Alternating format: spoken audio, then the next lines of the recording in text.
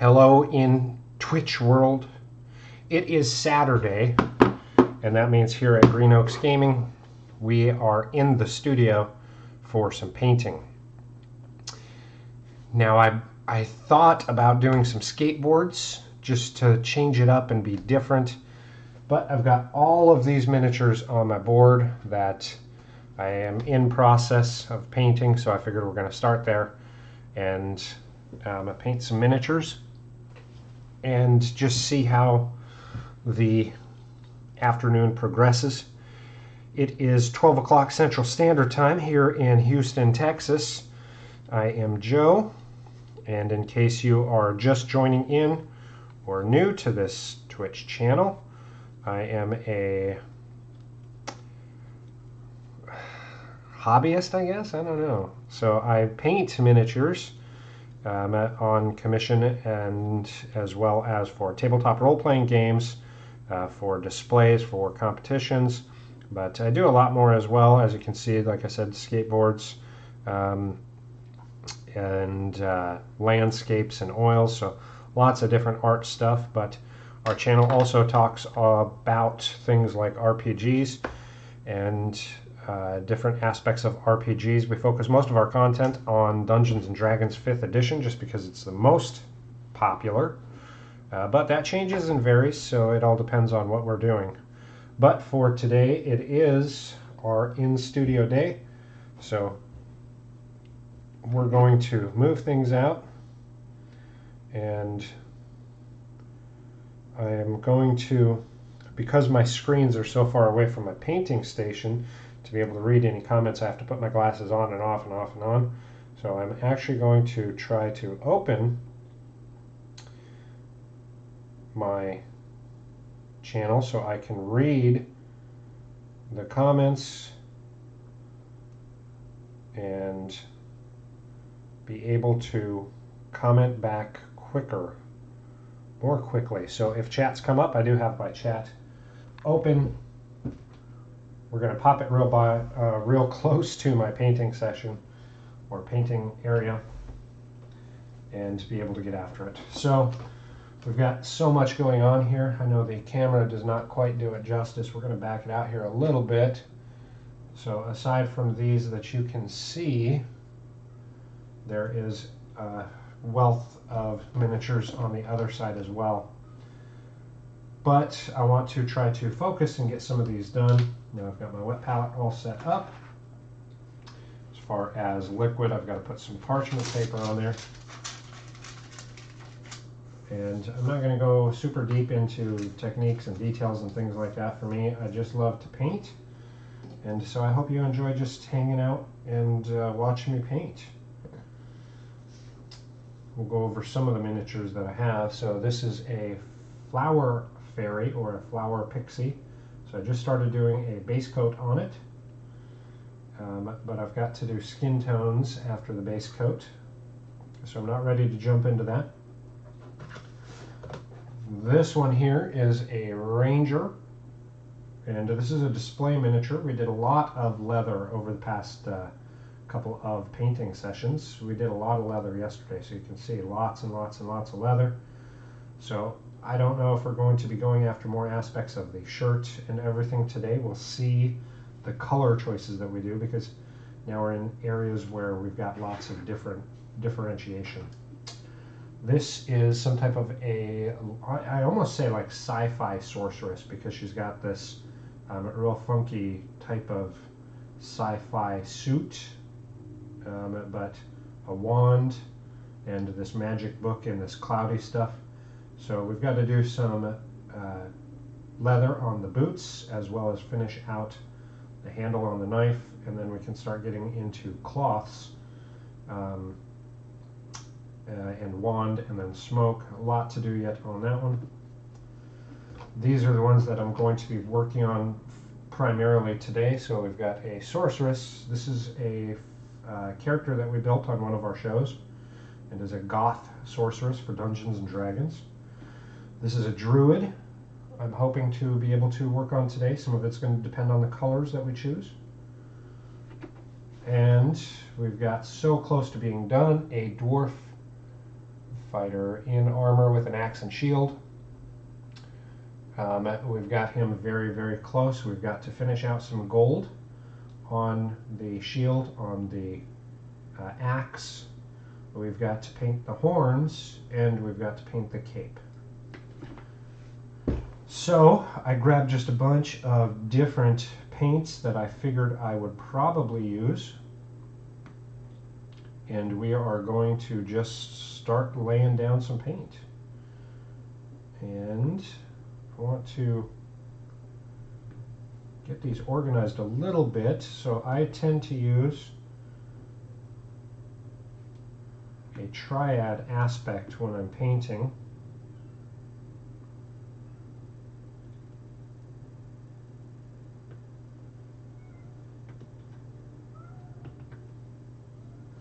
This allows me to really pick out the aspects that I want to paint.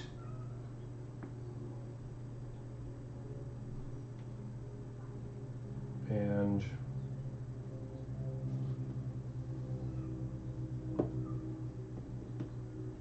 really determine the direction I want to take the paint colors. So I have not shaken these up yet. I apologize. I'm going to have to use my vortex and do some paint shakes.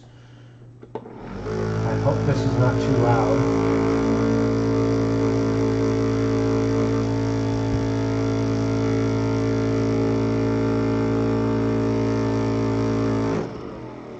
But I want to get these paints nice and mixed up.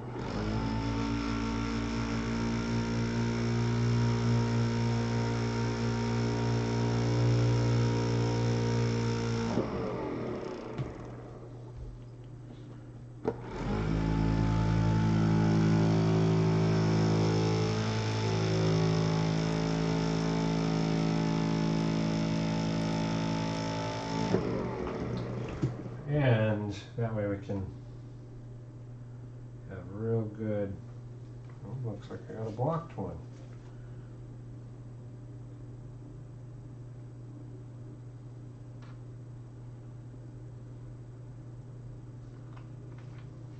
Now I'm not going to have a whole lot of gold on this miniature.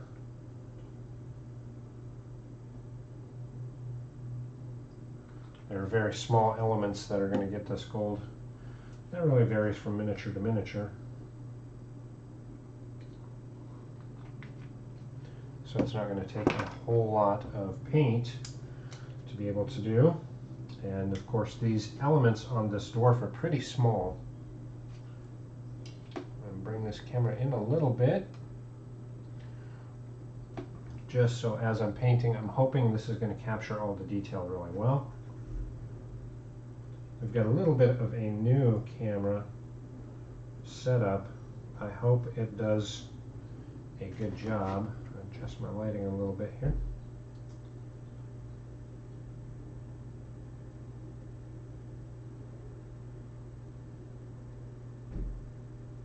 I really hope it does a good job of capturing the paint process. I was working with the format of our show, and I saw online on one of our other socials some people saying that they don't want to hear about all the techniques and all the colors and where this and that. They said some of the channels that they were watching just need to shut up and paint. And it is a little bit different format, so I don't have music on my channel, so I do a lot of talking just so it's a little more engaging. But I offered them to check out my show, see what they thought, if it met their needs, and they could always just turn the volume down.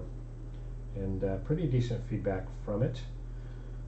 But some people learn just by seeing other people paint. They don't want to hear the nitty-gritty of how and why. They just want to watch people paint so they can emulate it. And I thought that was a really great call out, talking about the different ways that we learn. Look at how pitiful. 3 little bits. 3 little bits. absolutely insane. So while that's drying, I actually am going to go through and do a little bit of the cape, and I want this one to be a little more dynamic. So I'm going to use these three. Again, I apologize. I hope this isn't too loud.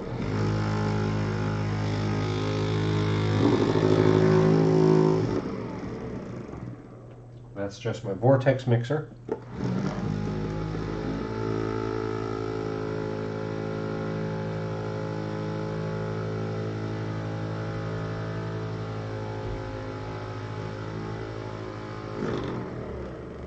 And just to get those paints mixed up really well. Because as I'm storing them, you'll get some of that paint separation from the pigment to the medium. So mixing them up and making sure that you've got good mixed paint with an even flow is super important.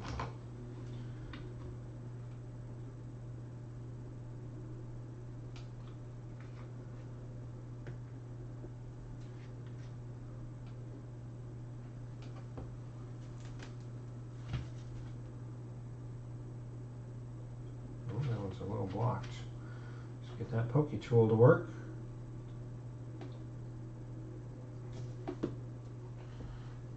Pokey clean, nice and cleaned up.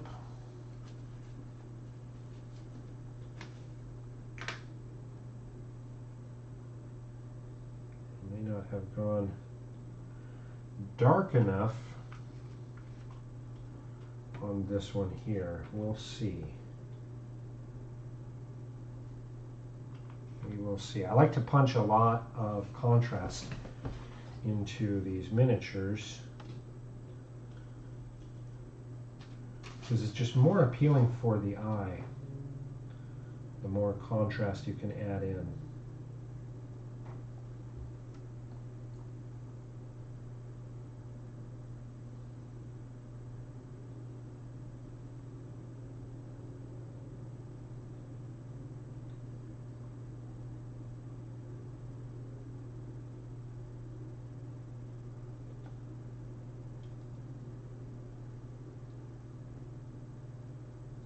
And you can see on this aspect here, I'm using a lot of paint.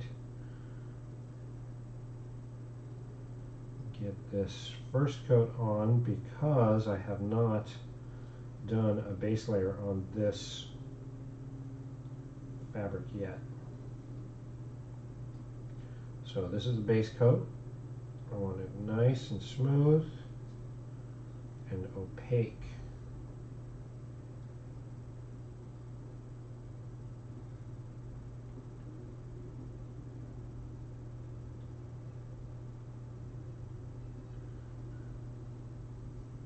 But we may have to do an additional layer. We will see how it adheres. I'm using a number 2 brush currently, just because I want to have a lot of paint to be able to put onto this cape. Oh, I've got a stray hair there. Get that rinsed off.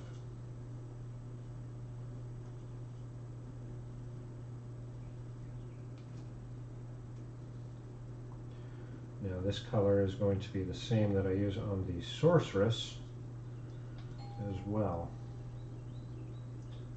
Well, sounds like I've got some type of a delivery maybe. I may have to pause real quick while I go check. I am solo in the studio, so let me pop my sign out, go see what this delivery is. I'll be right back. Stay tuned. I'll be here momentarily. Right back at the brush.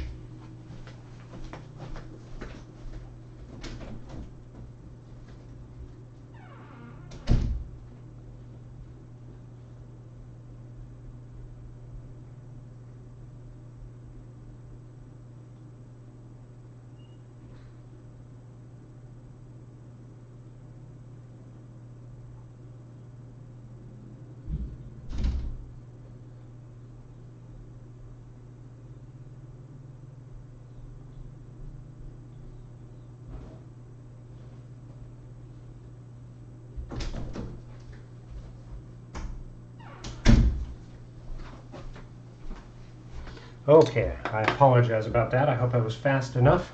Let me get a drink.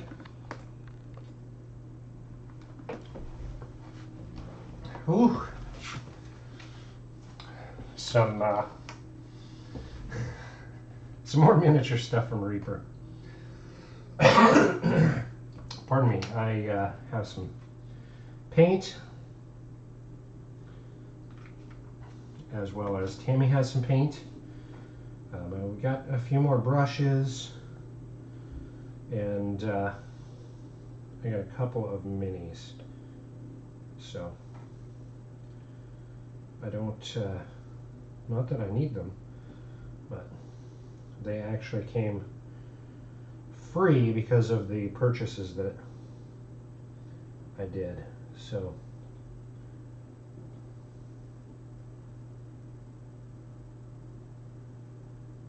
one of the things that Reaper really excels at is they have some fantastic shipping rewards. Now, don't get me wrong, they do not sponsor this show, so don't think that I push on any one vendor or anything like that, because I have no alliances due to contracts or money or sponsorship or anything like that.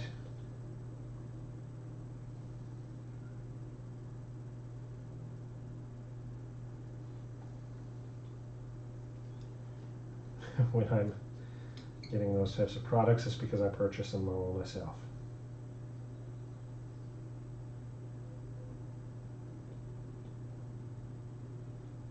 I've got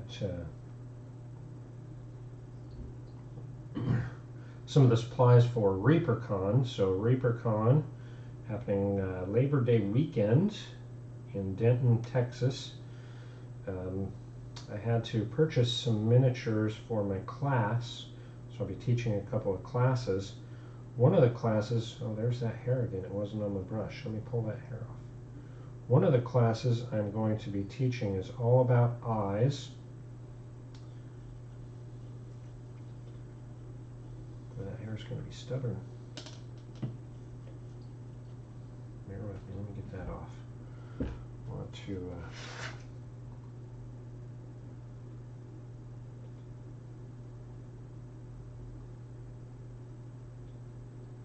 but it's all about eyes. I've been waiting for this miniature that Reaper produces.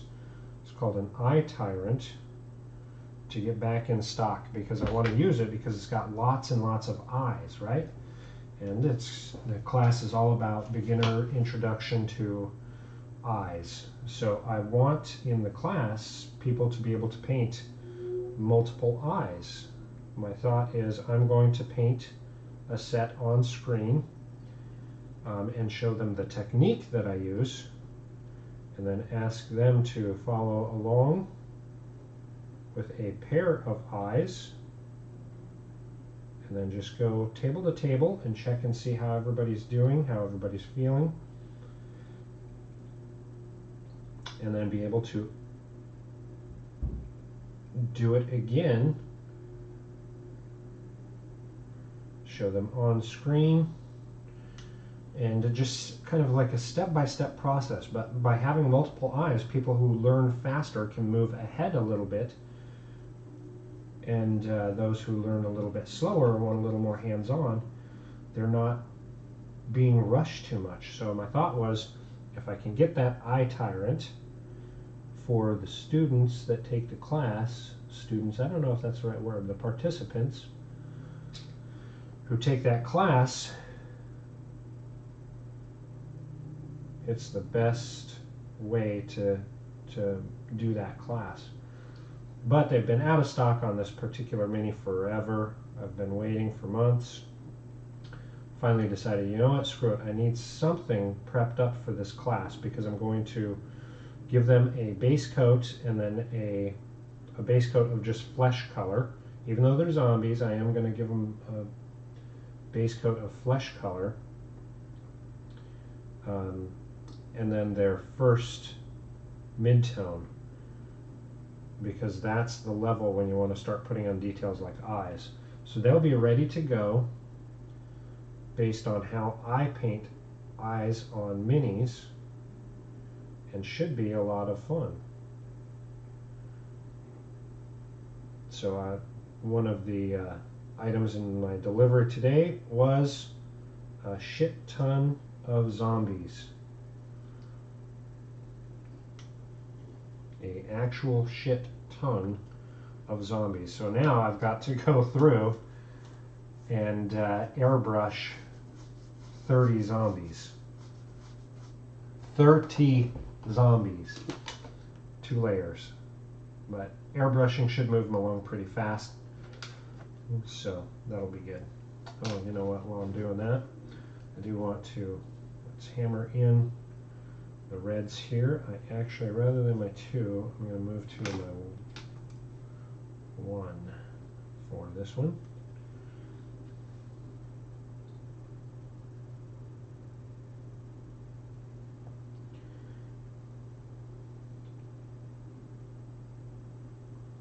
I'm going to have to do some research at some point, because I would love to be able to do some music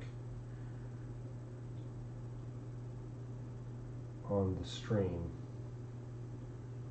Painting without it is just, it's a little bit of a challenge for me. Of course, I've been doing these Saturday shows now for a while, so I should consider myself used to it, but I'm not.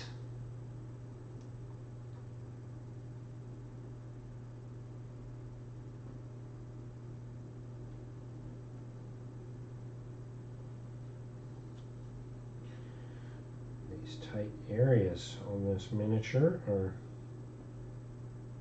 pretty daunting.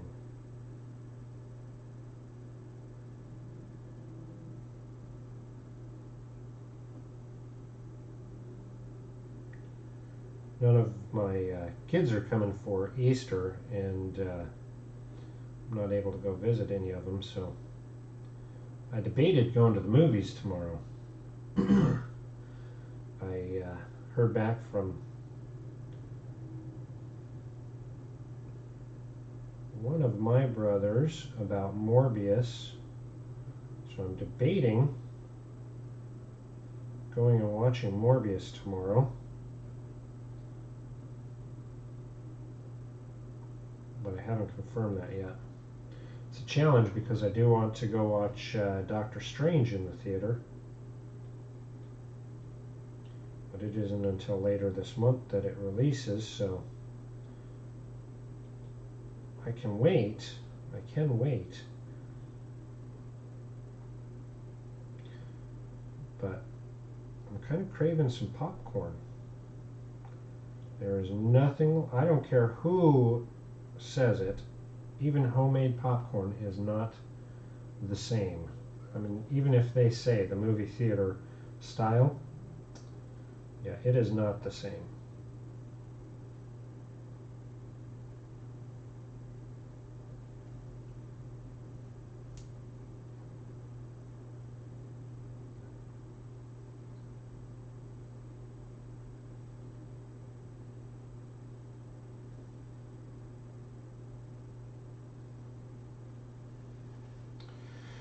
All right, that red on there.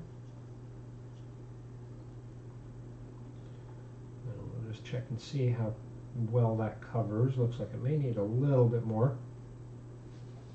We will see, but I want to get into some of the gold.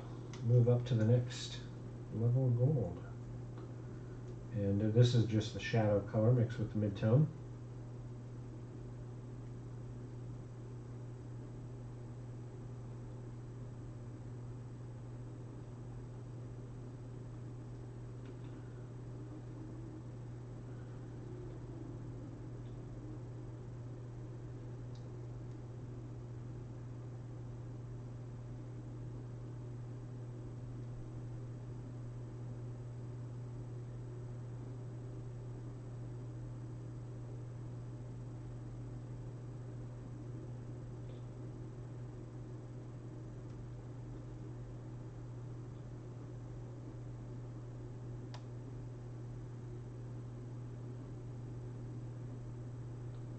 these two miniatures, the Sorceress and the Dwarf, are both Reaper. Actually, while I've got this one here, do some skeleton.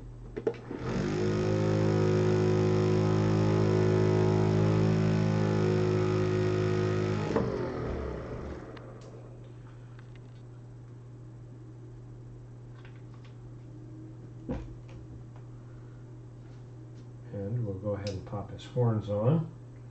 The base coat for his horns.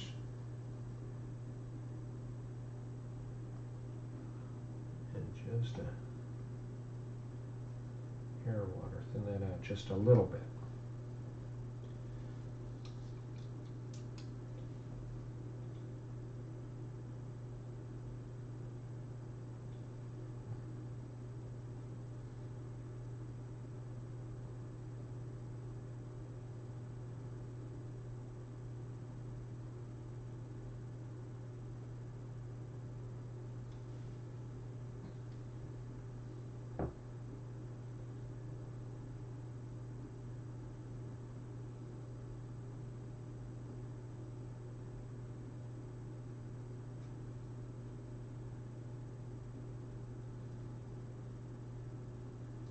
This will allow me to layer these up, make these horns look really nice by the time we're done.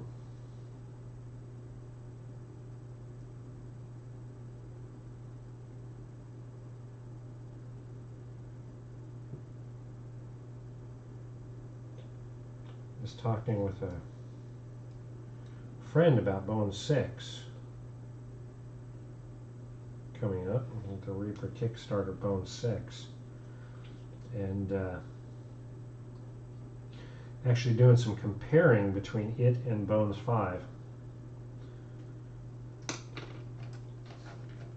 And I was thinking of some of the figures that I've yet to paint out of Bones 5 that I'm really looking forward to, and I mean really looking forward to. The Elemental Scions, there's a Cyclops I'm really looking forward to painting. Actually, a couple of ogres that I'm really looking forward to painting. So many that I'm really looking forward to getting some paint laid down on. And we're comparing that to what I'm most looking forward to in Bone 6.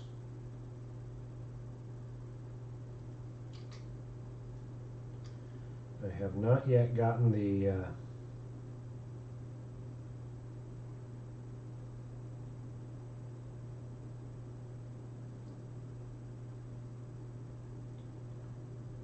big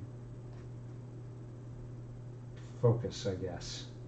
So in Bones 5, the first one I was really looking forward to painting is the Storm Giant.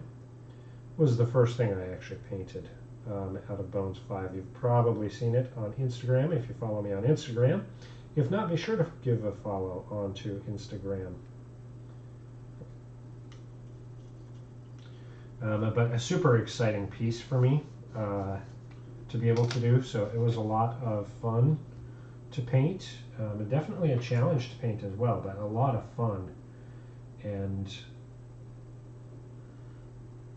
when I got that miniature into the pledge manager and marked it as yes, I'm going to buy that, it was so exciting and so hard to wait for it to get in. I have not yet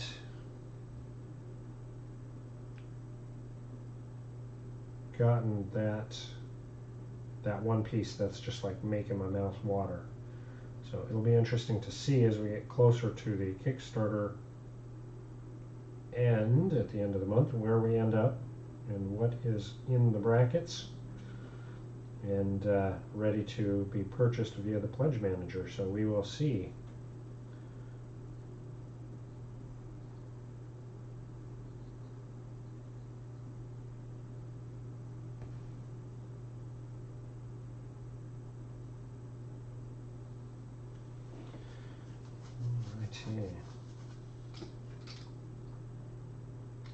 suppose that's not too bad. Generally, I would punch in some brick red on here to give it even more depth, but I do kind of want to keep this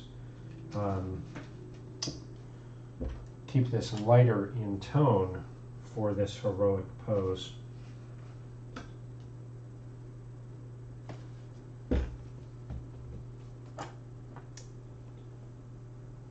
Let's see on my mixer. There it is.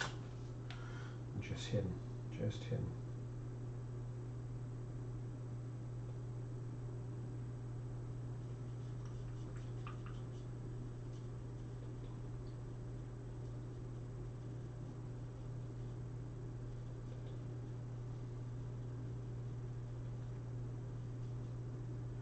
Tonight I've got to work on some skateboards. Get those moving along. They're moving right along.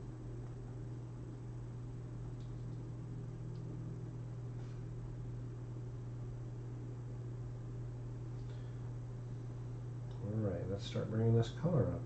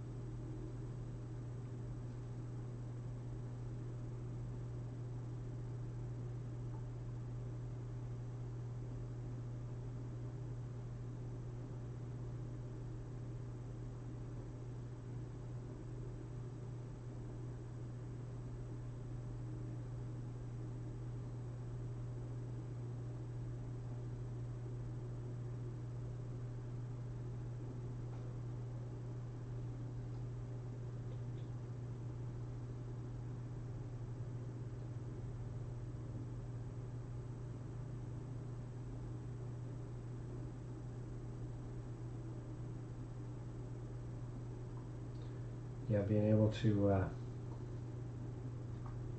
pop some music on or something would definitely be a big bonus. I believe you can do it.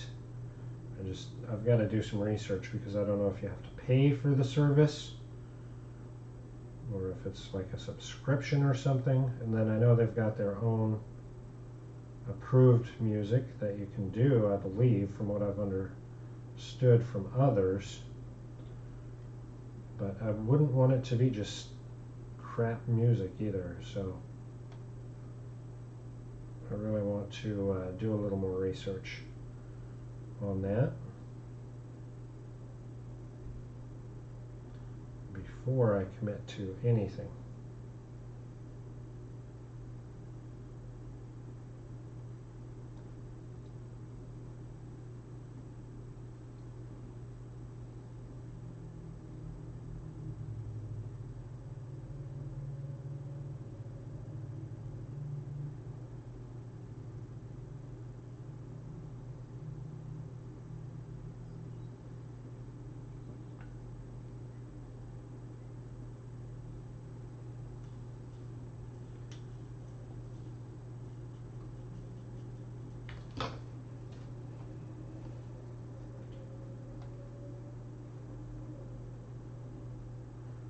Red should look pretty decent against this armor where we've got tones of blues and red.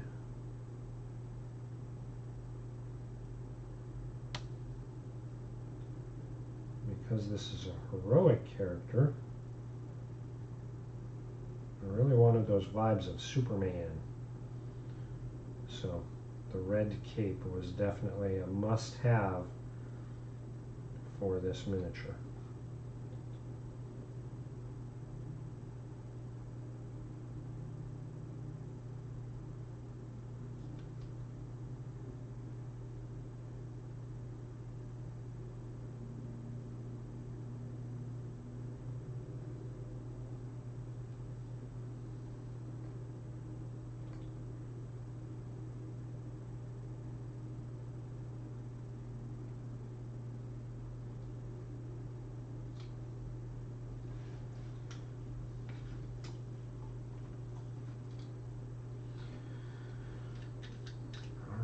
and dry. Let's do some reds up on her.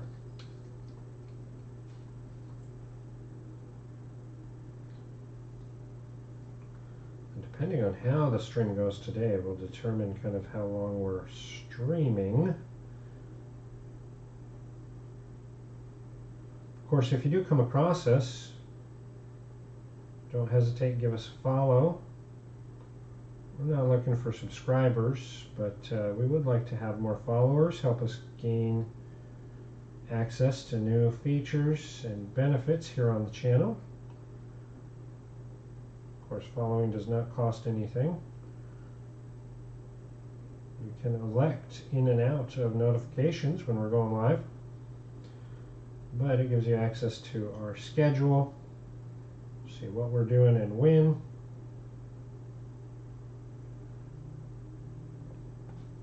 And hopefully we've got some content that interests you. And if not, don't hesitate. Drop a comment. Let us know what kind of content would you like to see us do here at Green Oaks Gaming.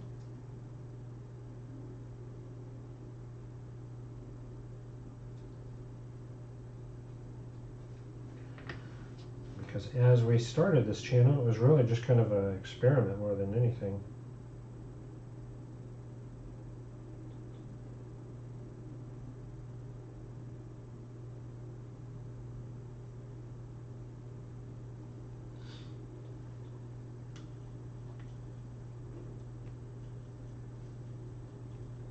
Just a trial thing to see, is this something that we enjoy doing and want to do.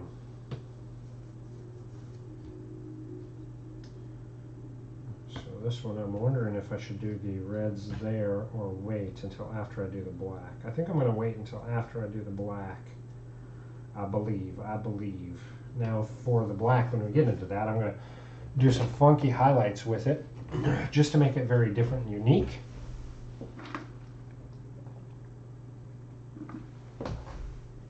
And be able to play with some different colors.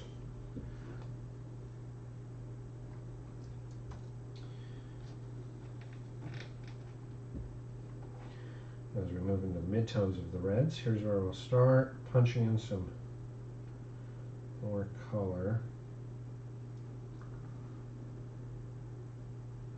Now moving into my size 0 brush for this aspect.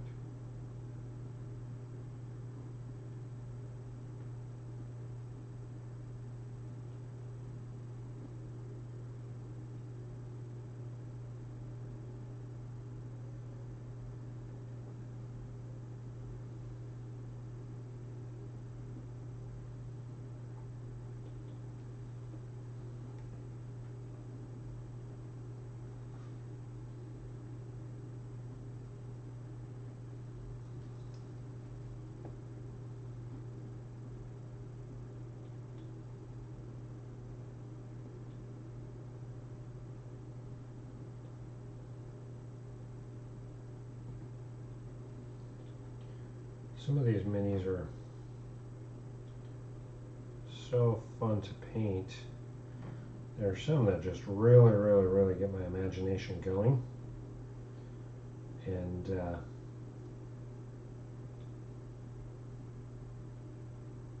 some that are a little more like work to paint. It's kind of funny the way some of the miniatures just really get you fired up to paint. Some of them are just like, okay, let's get it done. Let's get it done.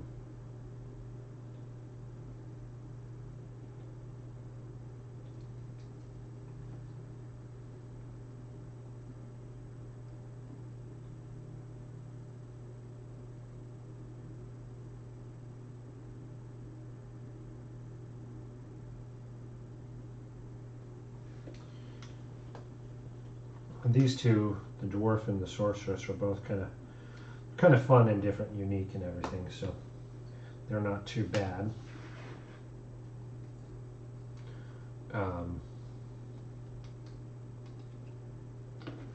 But yeah, there have been a couple where it's been more work to paint than anything. That Druid I'm intimidated by, just because all the little bits and bobs around the belt and the back and everything is just when you get into having that much stuff to have to paint and differentiate, it can be a little more intimidating and a lot more work actually. So that's one where I was super excited to be able to do it, but once I got into it, it was like, geez Louise, this is going to be some work.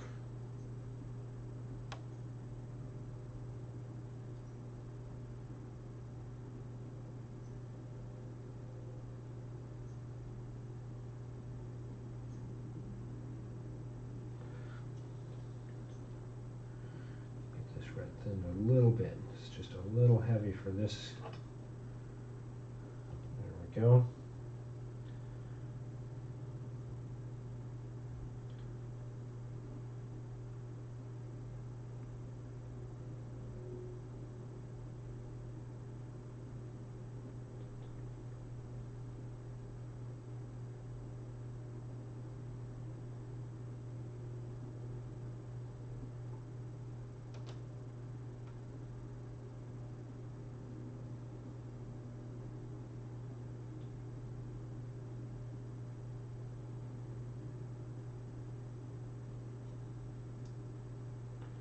Try to be very cognizant of where my highlights need to go.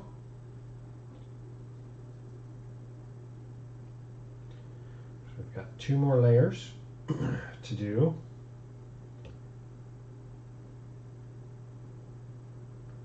On these reds.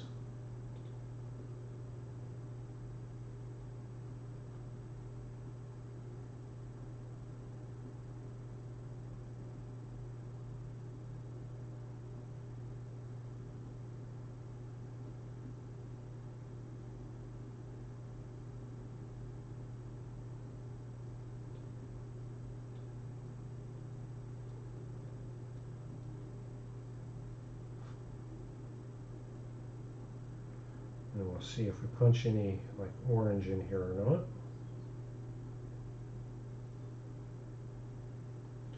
I don't know that we'll need to, but we'll see.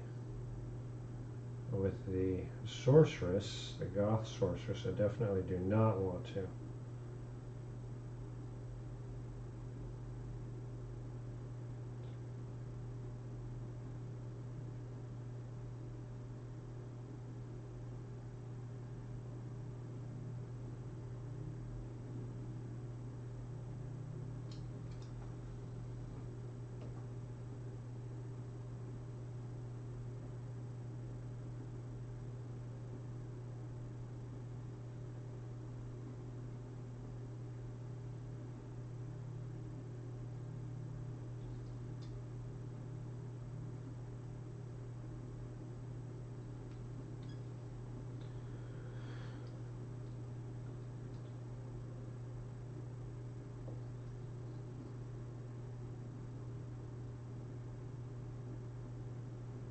Getting into some of these aspects, it's a little more challenging to host a stream session as well, just because you really want to concentrate and watch and see what you're doing. But you can see those colors now really starting to highlight the shapes of the cloak. So same with this one here, we're starting to add lighting characteristics into those elements of the cloak.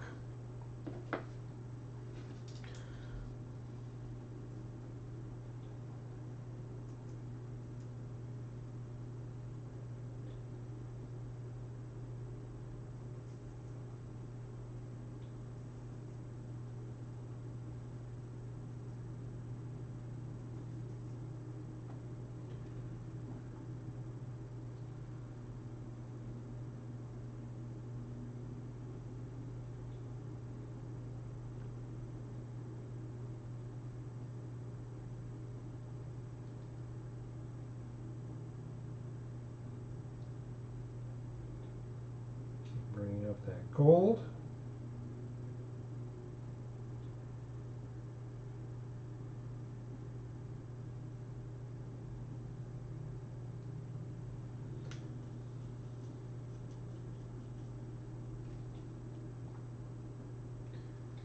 make sure our base coat on our skeleton bone for those horns is nice and opaque.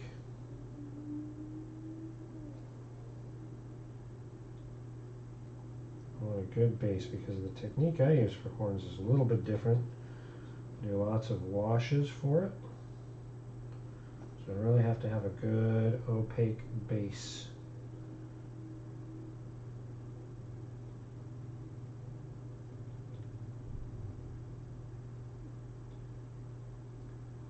So super important to make sure that you've got good coverage.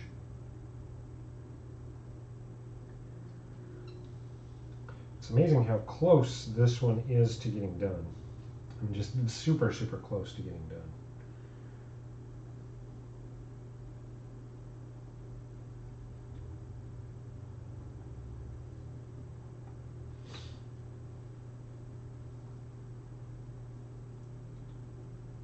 And then, of course, it needs sealed and photographed.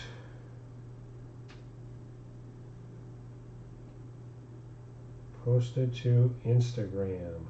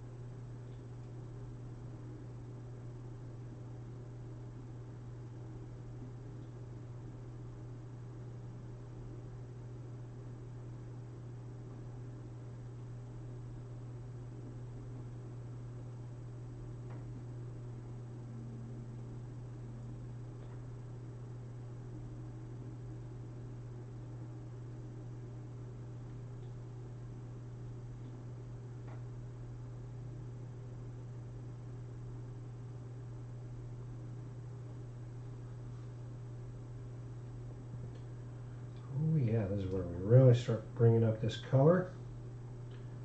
Really driving these shadows in deep.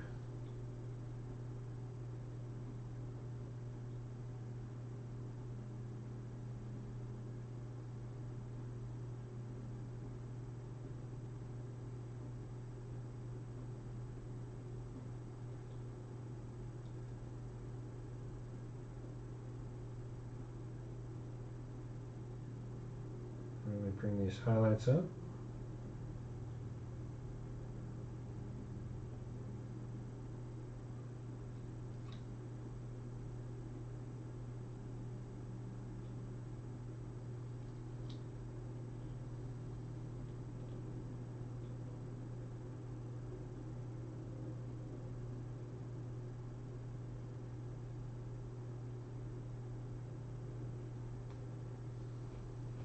Strong contours, very strong contours.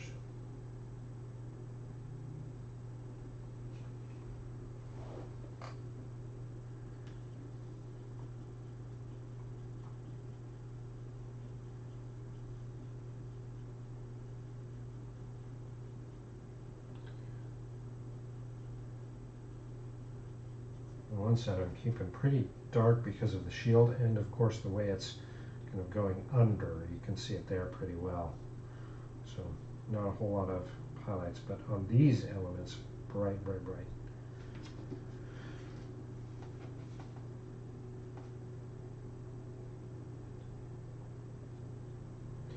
Yes, you'll notice I did not switch this onto the handle.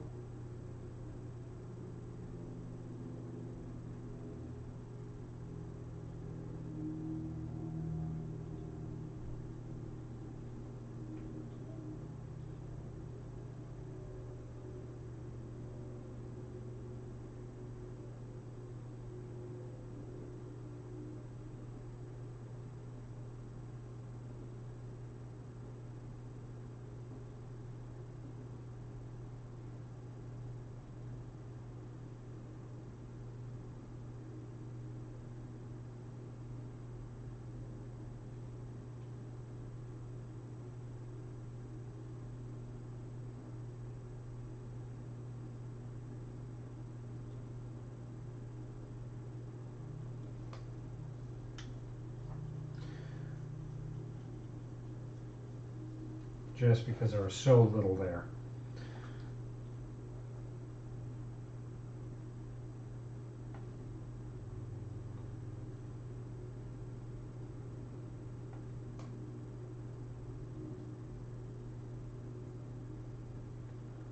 We're just about done with our gold.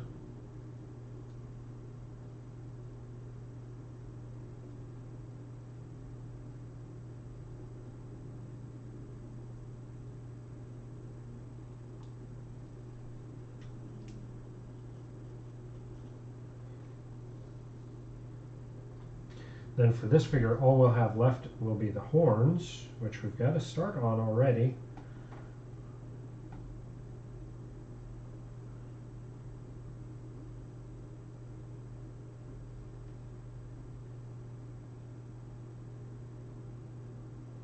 Front of the cape is now done.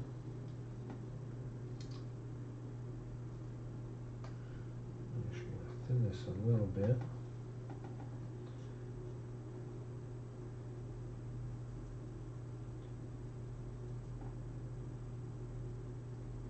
There we go.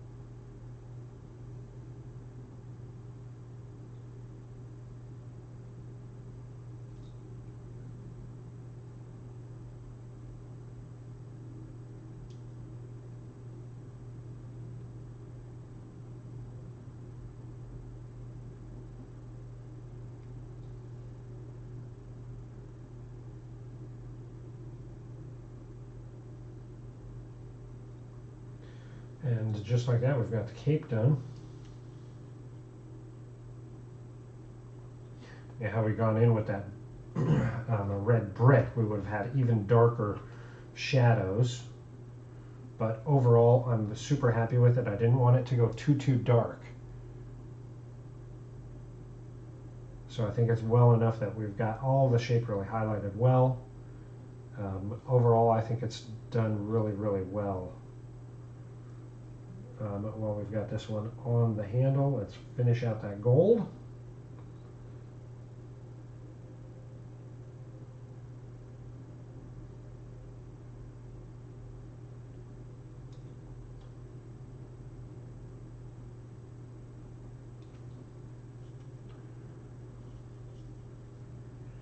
And all we've got are the horns left to do. Just the horns. And those are a pretty quick process. We'll be able to get that one done. Let's get the last reds on our sorceress. Then we can move into the blacks on her cloak.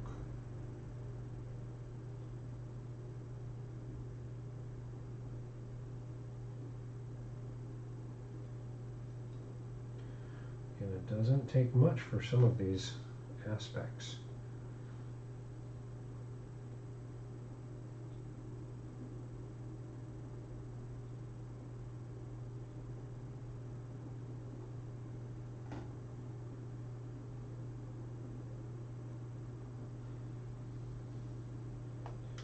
But I hit the dress with a drop of red. So we're going to get that picked up.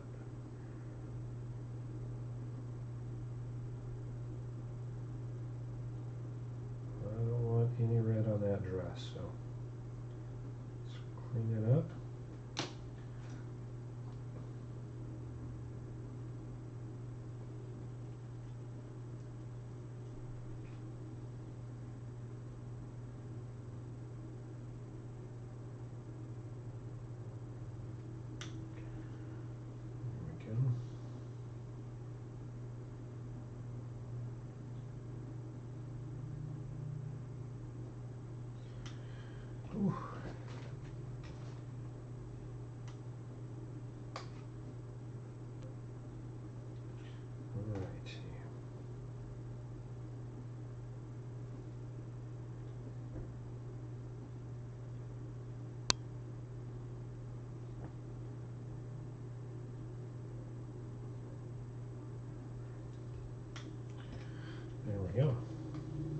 red's all done.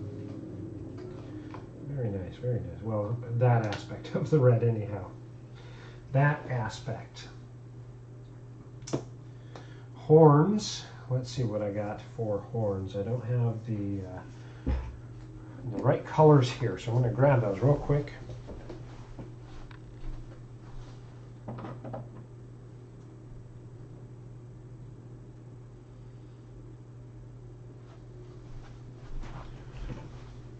We're going to start with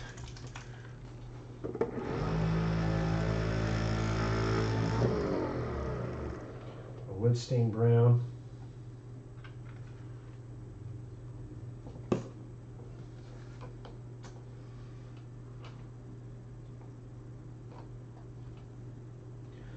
And I am just doing a wash, so I'm adding a ton of water onto my palette. Get that brown. Oh.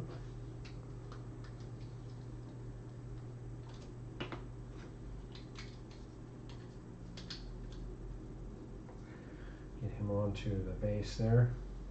All right. So what I want to do is just pop in. Oh, too much. Take some off.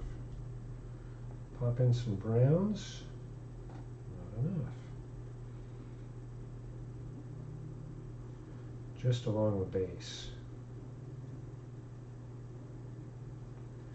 And this is just a very thin wash.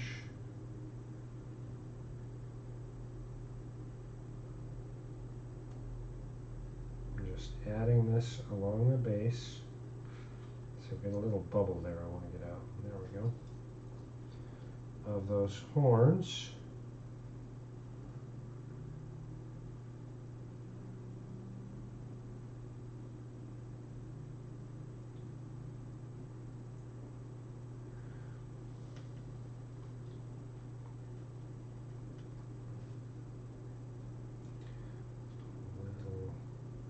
There, and I'll pick up just a little bit. There we go. So not much. You can see super subtle, super subtle on that.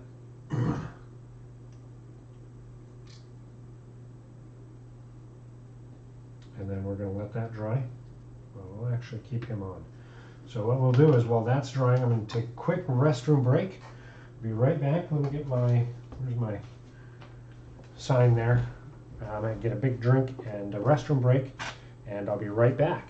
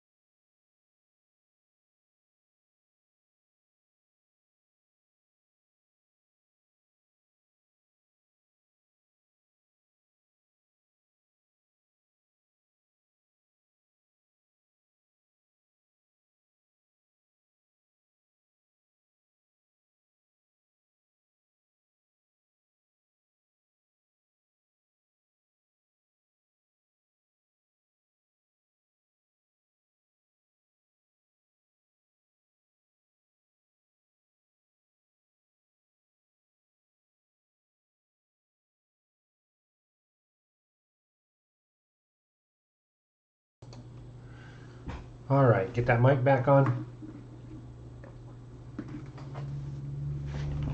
Get another drink. And check and see how our brown is drying. Not too shabby, not too shabby, not too shabby. So I do now want to go in and add just a touch more. Not quite as wide. So more just focused on the base areas.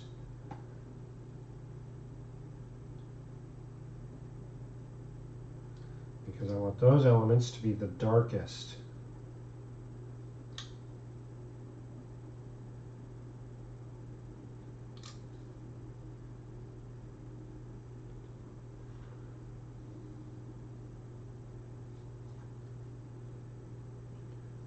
Now, depending on what you do and how varied you want this, I have also, which we will do for this one, added yellows. Yellows really work really well for this technique. And because we've watered these down so much, the paint is broken, so you can see that outline there. We're not even worried about that, because as we go to highlight them again, we'll brighten those back up.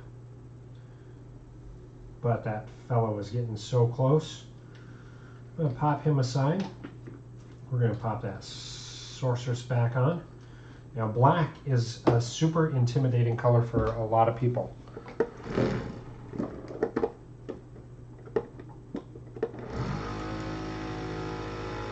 Not for me. I don't mind doing black.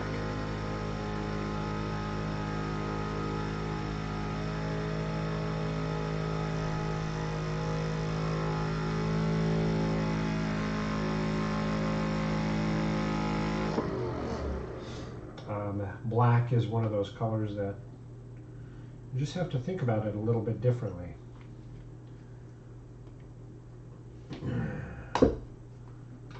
Let's grab a size 2 here.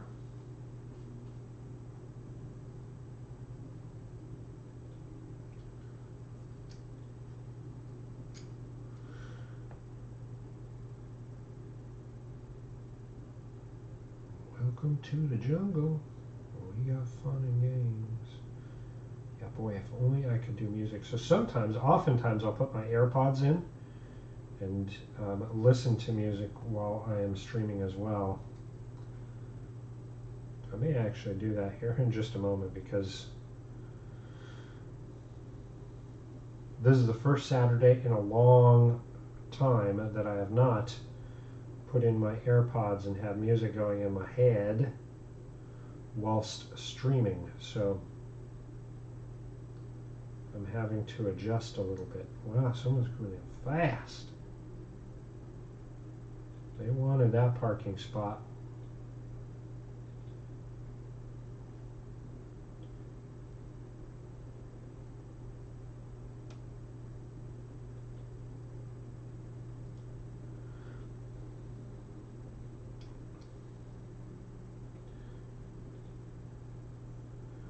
This cloak is like oversized, so there's lots of ruffled, flowy bits down low. But I like to work from the top down.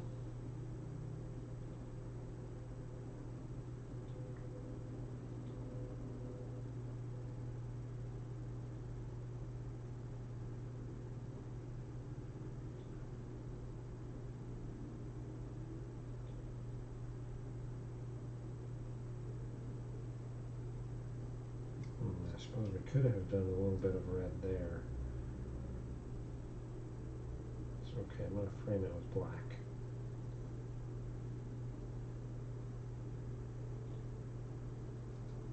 Just because I can.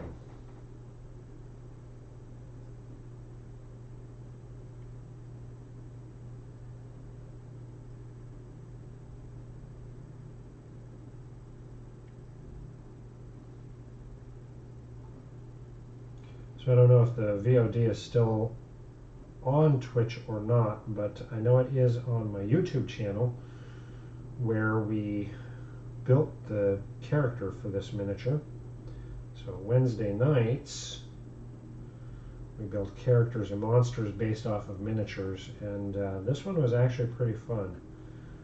I like to build characters, even though I rarely get to play them. I don't get to play very often because I'm a forever GM. So I don't get to play very many RPGs, but I love to build characters. So I do a lot of character building. And our Wednesday show, we decided to do something a little bit different. So our Wednesday show is all about using a miniature and then building a character specifically from the inspiration we get on that miniature. So it's a lot of fun. I have a blast with it, and this is one of those miniatures that we did that I thought it was a hoot.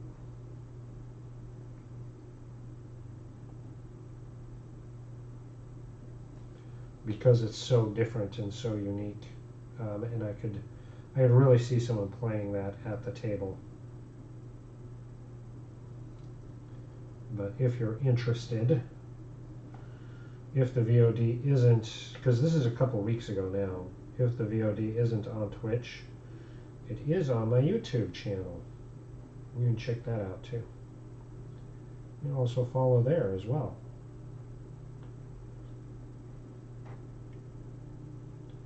A lot of content. We've been on YouTube for, I don't know, maybe like 3 years. I don't know. It's been a long time. It has been a long time.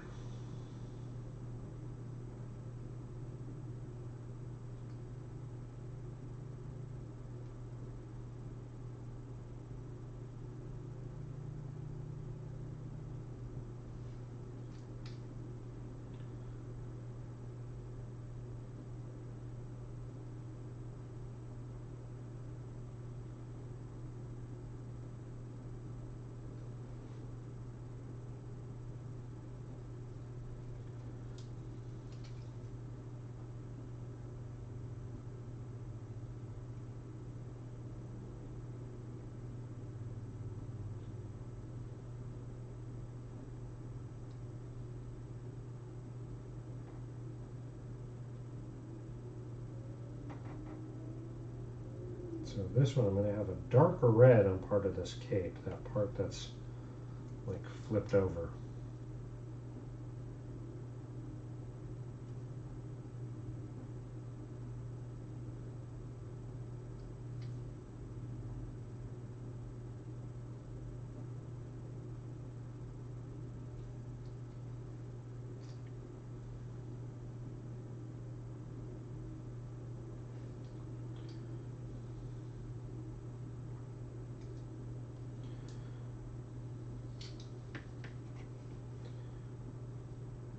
Initially I wanted to do two-tone hair because I thought about doing like the roots blonde and then black above, because the way I built the character is very much a kind of misguided goth.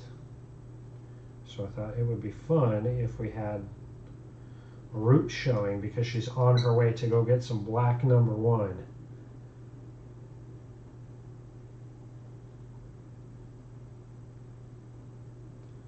Little 9-inch nails goth gal.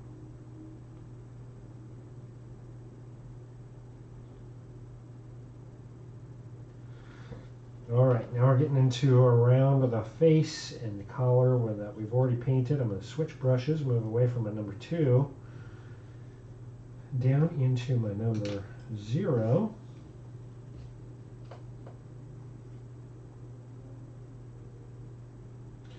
Yeah, I think after I get this base coat on, we'll pop in some music maybe.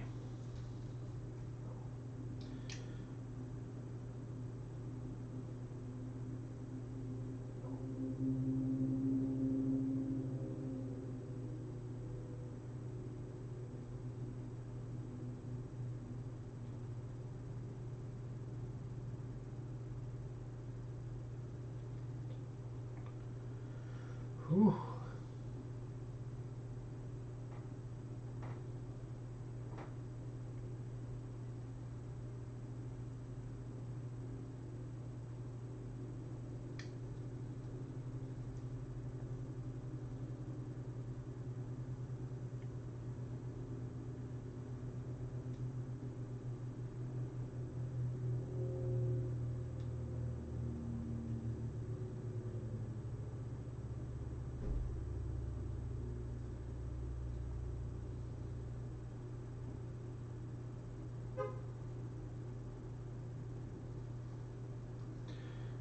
hair done.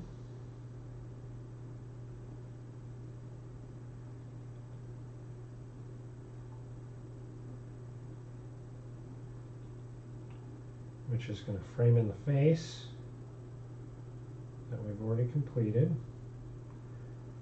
but also frame in that collar.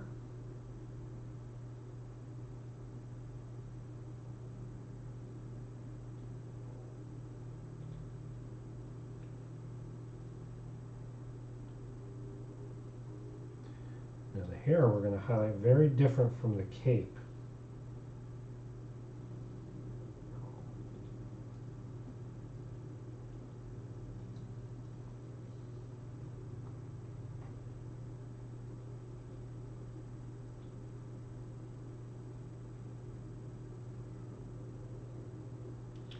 But for the stream today, we're going to focus on the cape, because that's the bigger element.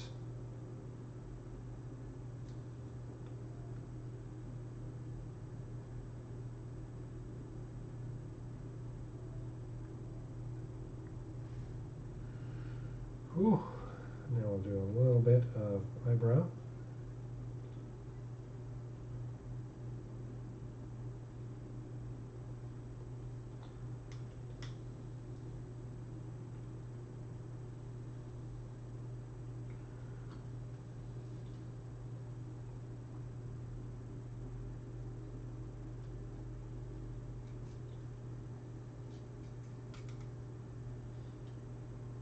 Back of the head.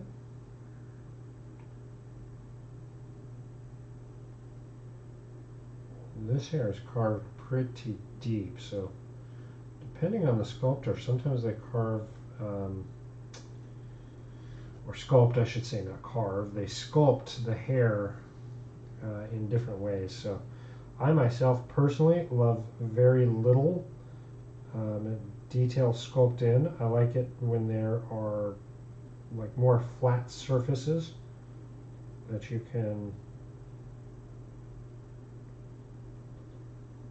paint to reflect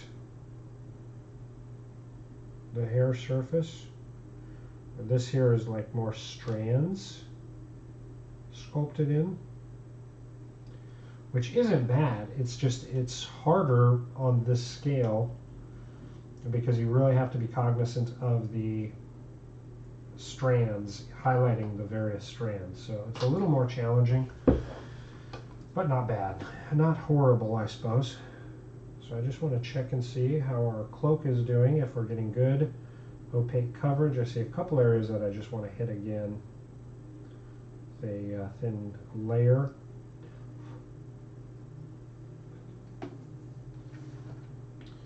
Just again to make sure we have a real good coverage.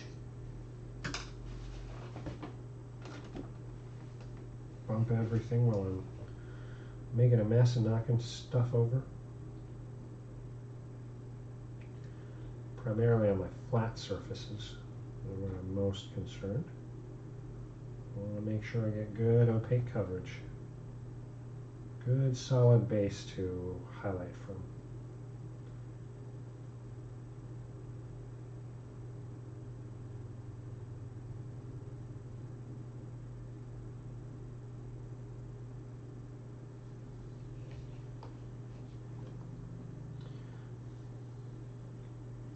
Now this easily could be a villain if you're doing a vampire, of course. I'm a very vampiric, pretty classical vampiric, but I really thought it would be kind of a cool aspect for a character. So that's why we used it in our game. All right, I want to give that black some time to dry nice and thoroughly. I don't want to take any chances on any of it being still wet before we do it. All right, now I am going to switch up from our golden blends. I'm actually going to use a little bit of my lower midtones, water it down quite a bit, and I'm going to add a little bit onto the horns, which is going to give us a yellow tone. I'm not going quite as deep on the base as we did our browns.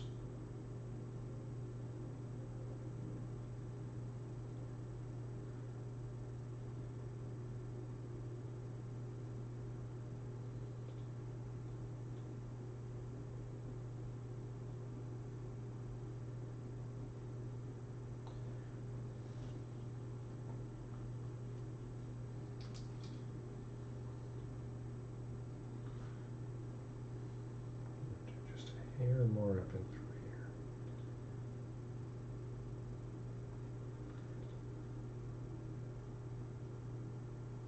There we go.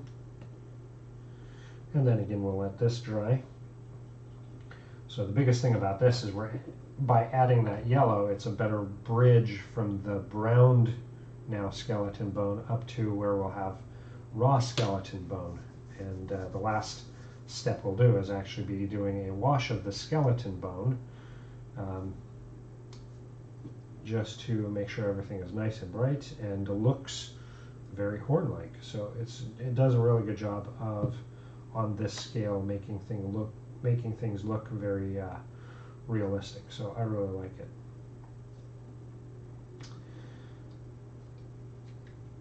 All right, I've been avoiding it. Let's talk a little bit about our druid.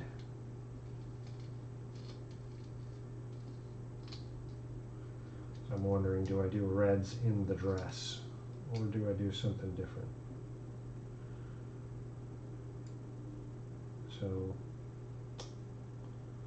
this druid is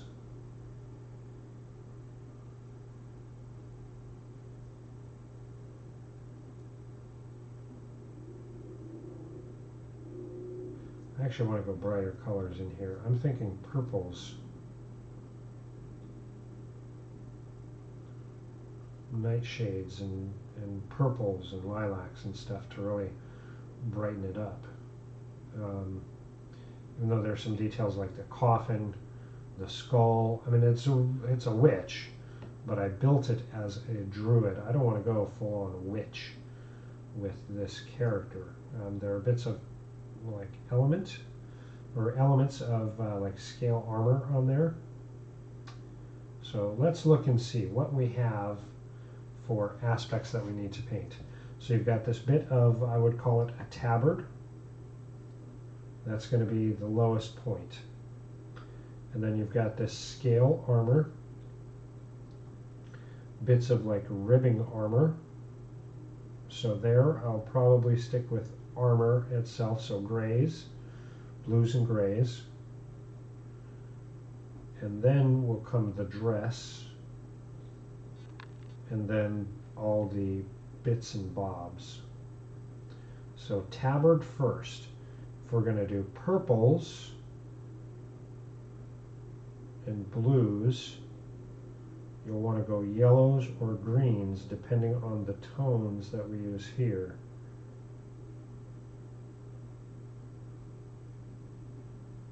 Purple and gold, we could get that New Orleans vibe.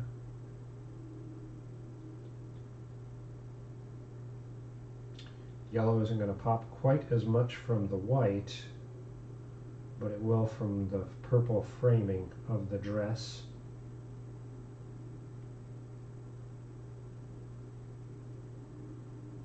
Yellow versus, and we're going to go with yellow. And I actually am going to use the gold recipe that we already laid down for our dwarf.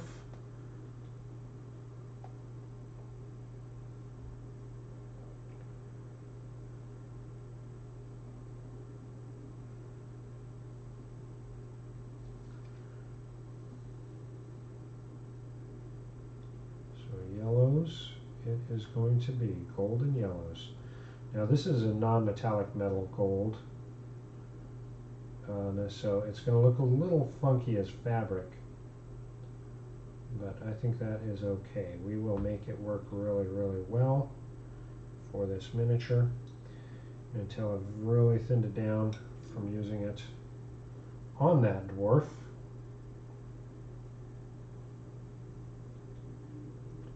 So it will probably take a couple of layers to get this laid down really, really well.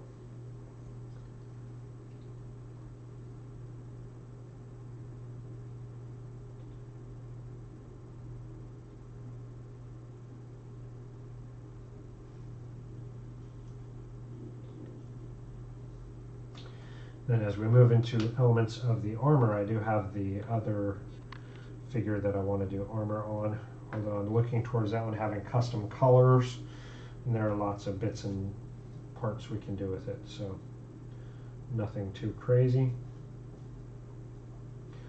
Give that a moment to dry.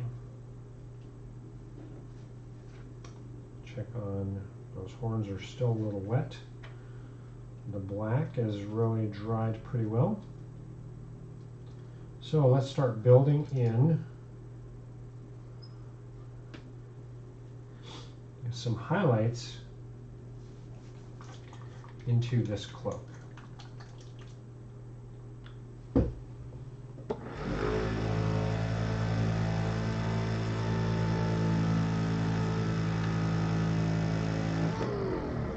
So to be able to build in some highlights, I'm going to be using purple to highlight.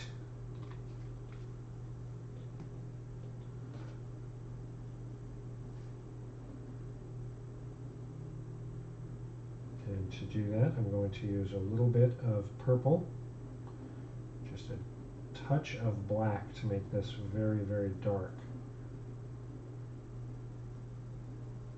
But it's going to stand out still quite a bit from the black.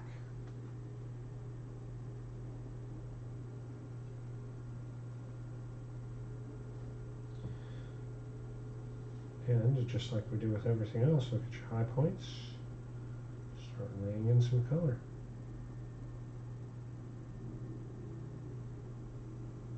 Where's that light reflecting from?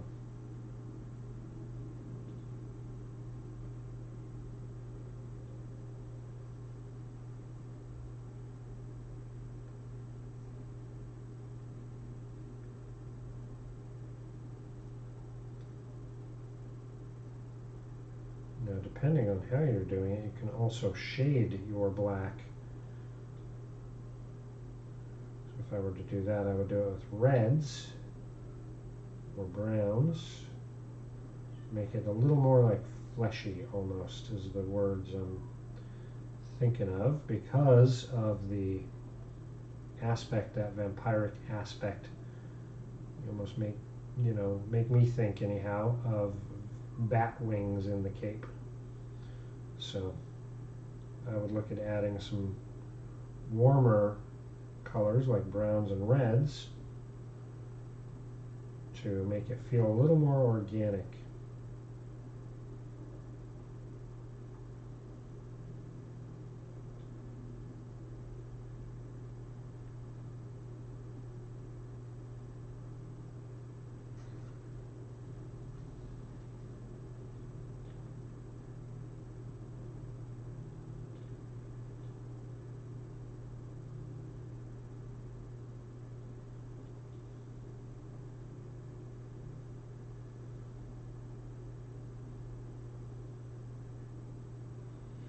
Using variant colors to highlight black makes a lot of sense, because if you go into your closet and look at like all your black t-shirts, none of them are going to be the exact same color. Some of it depends on what tones were used in the dyes. As you wash it, what are you washing it with?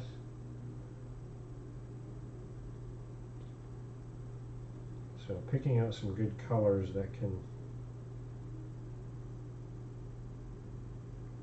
augment black is the way to paint black.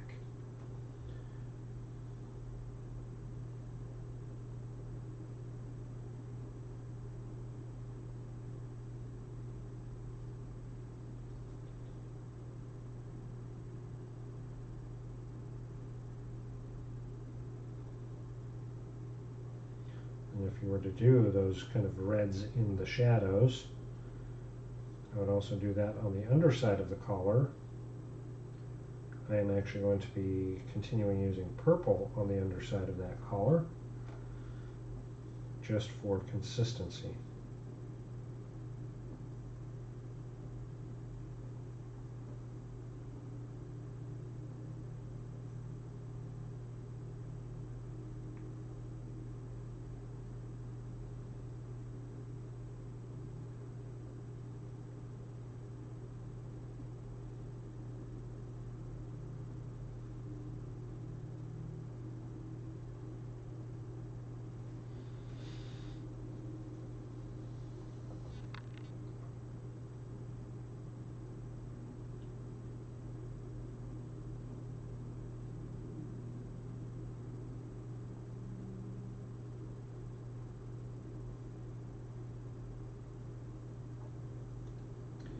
And just lay that right in there.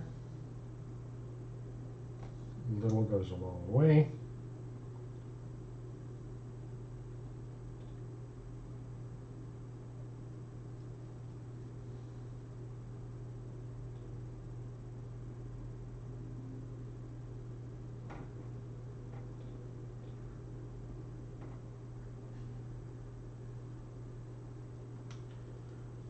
Very subtle, very, very subtle.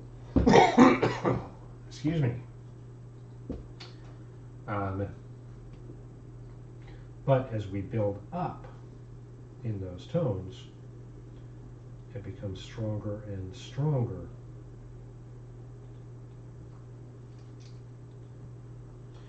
And because it is so small and subtle, thinned paints moves pretty fast. So it isn't long before we can move on to our next color.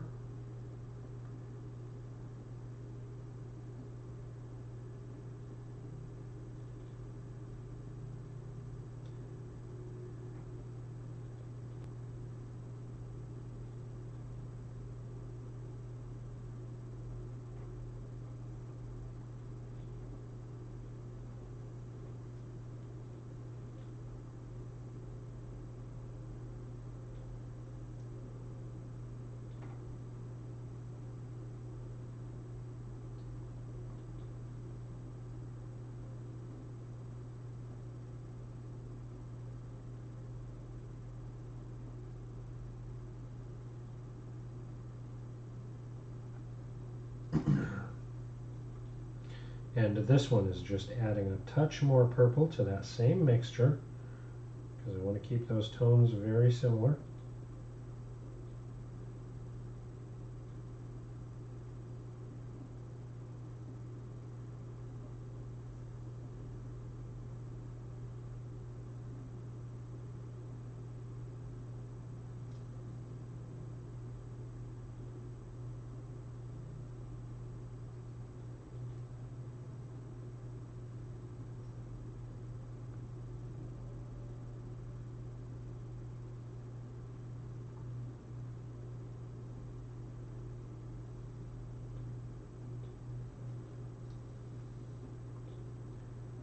Really picking out the higher points.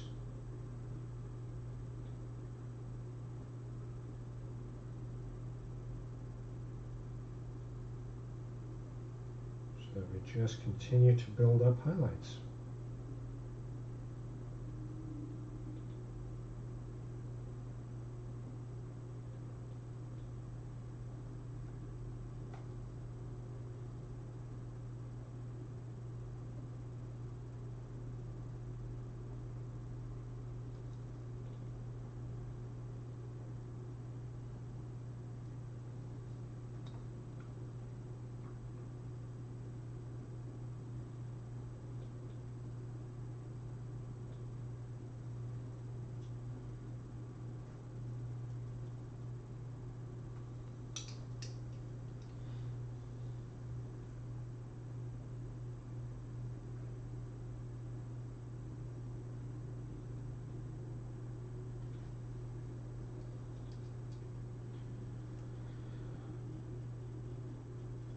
going to switch out to a smaller brush. Probably go with my 1. You guessed it, more purple right into our previous mix.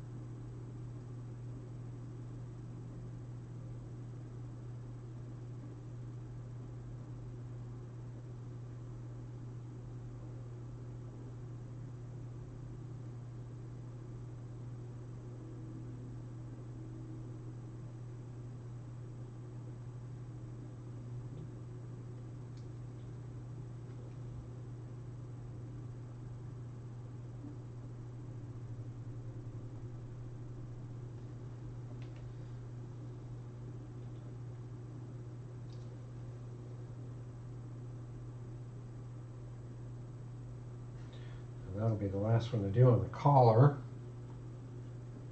How long have we been going now? An hour and a half, not too shabby.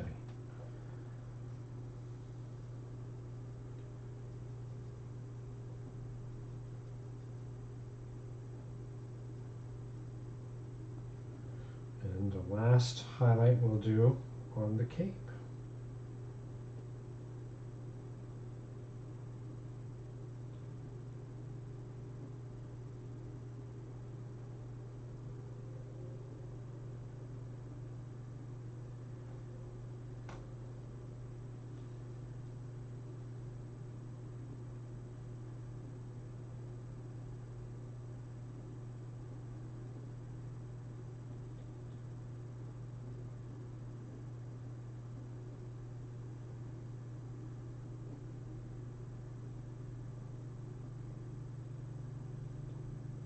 Now you can really use any color for this. Some of them look a little bit better than others, like yellow I would avoid. But red and orange work great.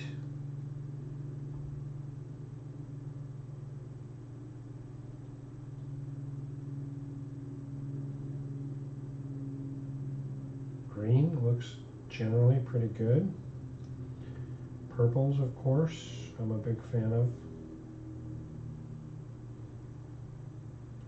Blues also generally look really good.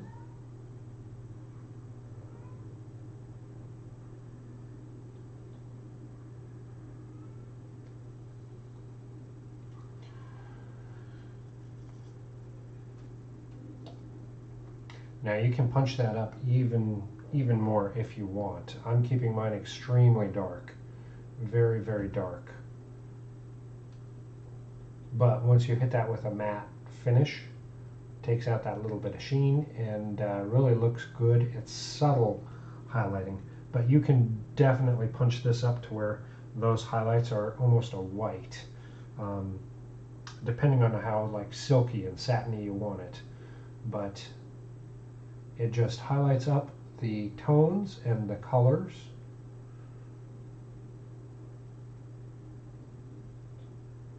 gives you that punch of detail really brought out. Now let's go ahead and finish out that dwarf. I'm ready for him to be done. Then we'll come back to the sorceress, do that bit of cape, and finish her out. So I'm going back to my skeleton bone a little bit on my palette. Just a little drop, I don't need much.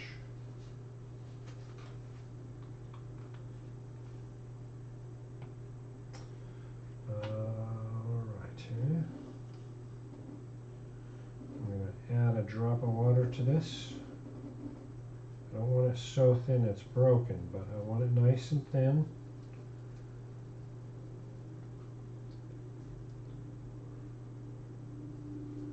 So that as I apply it,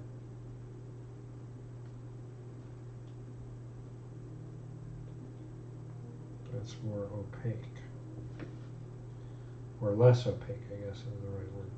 More translucent as it dries. And I'm just bringing up some almost like streaks, I guess you would say.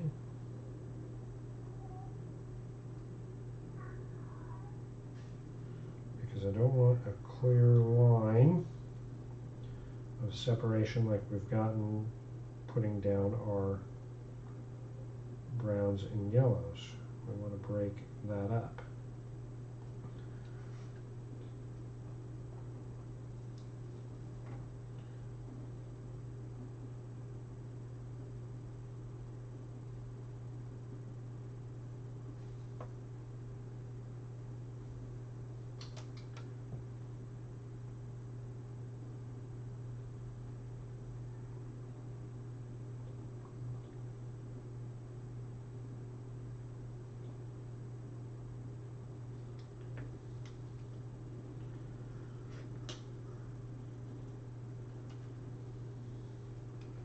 One more drop of that, just straight.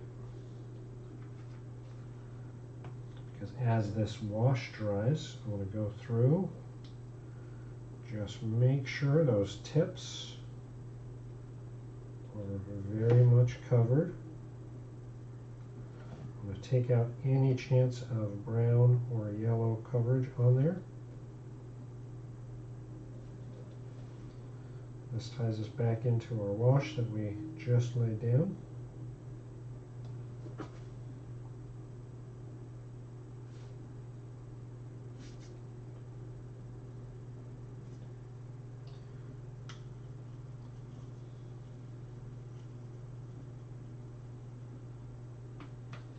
Just like that, we've got that done. Now I'm going to go ahead and with the black, paint in that base. I'm going to dry brush some grays for the cobblestone.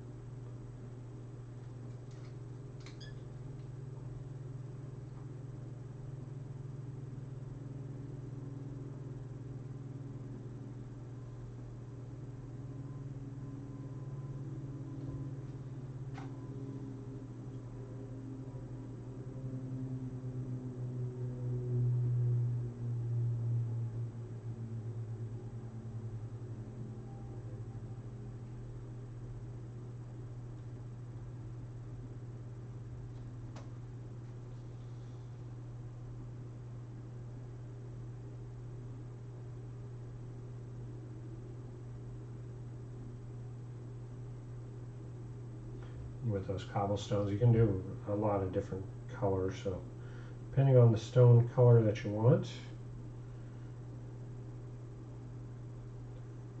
go with desert sands, Brick reds also do good.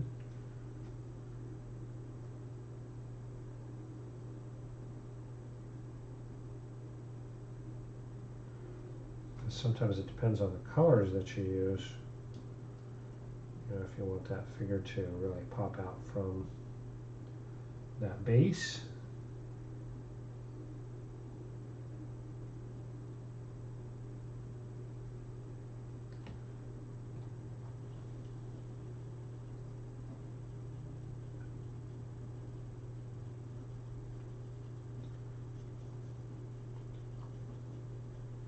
And if you're adding any additional elements like static grasses or flocking or anything like that. Alrighty. Now this part here, I'm going to change up a little bit how we do this. I don't think I mixed these two yet.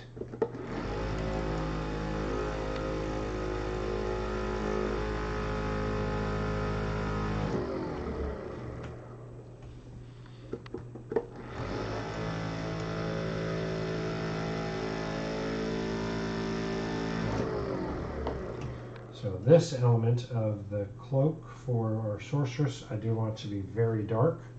So I'm starting with a deep red. Deep red with a size 1.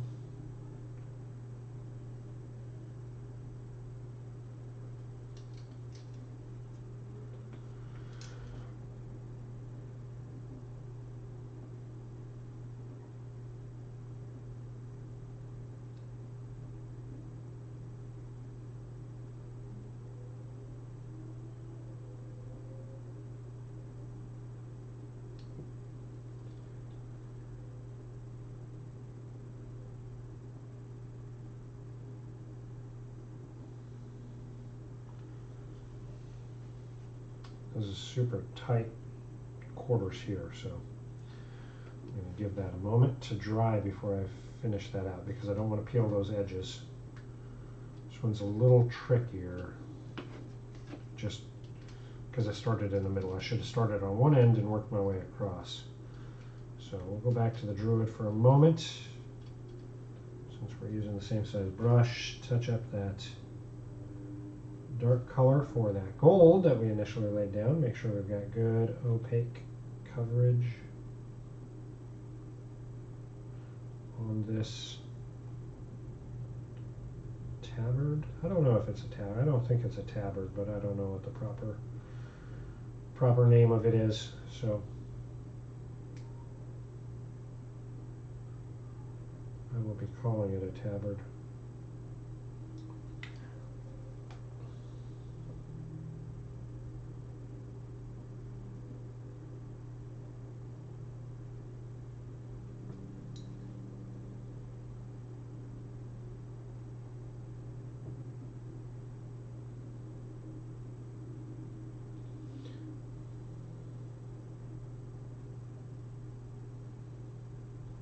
Put an initial base coat on this as well, just so it's done.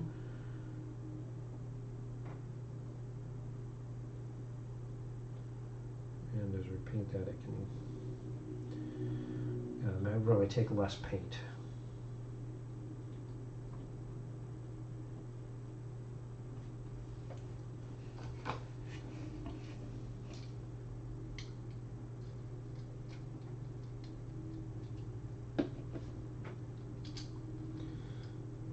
That's nice and dry.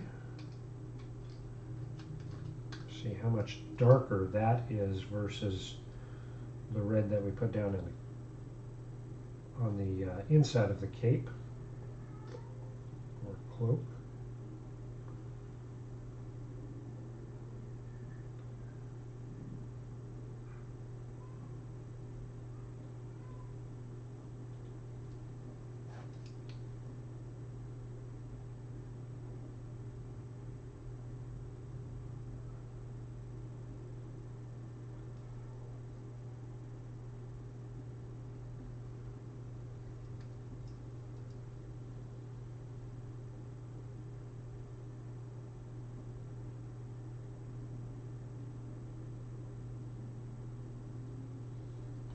So I do want to have that a completely different red tone. So our highlighting is going to be very different to make it varied from that other.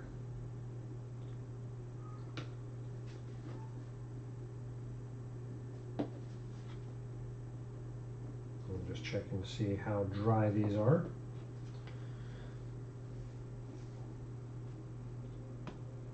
Let's see, I'm going to pop back.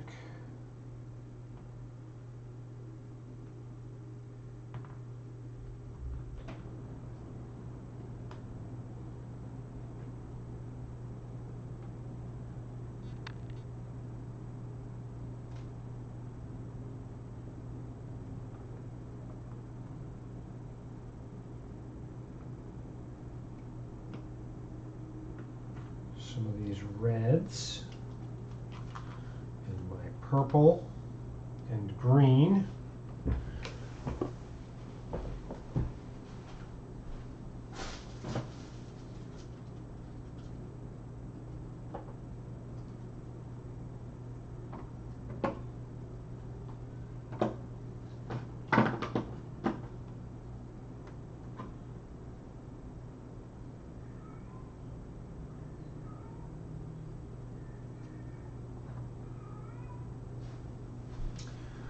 And I'm going to grab a Hobgoblin Blue.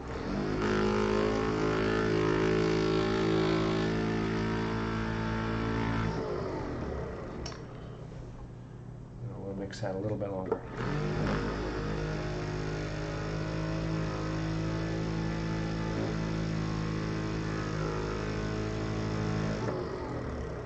I don't get to use this one very often, so I want to make sure that it's mixed really, really well.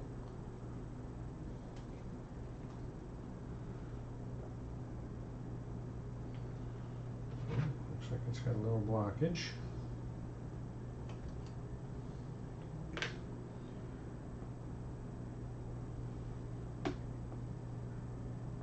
Oh yeah, there we go, mixed well. So the Hobgoblin Blue I wanted because I'm going to use a little bit of it with a little bit of black.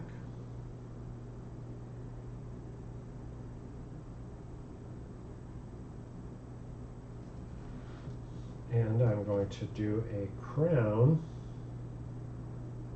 around the top of the head.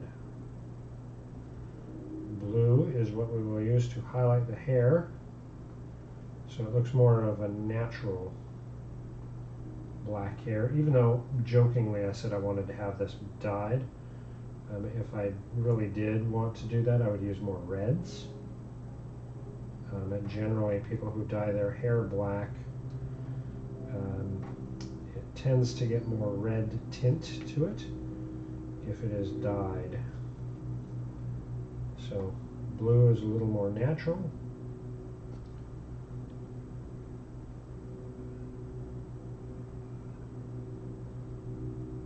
And then I'm going to move in some of the blues towards the ends.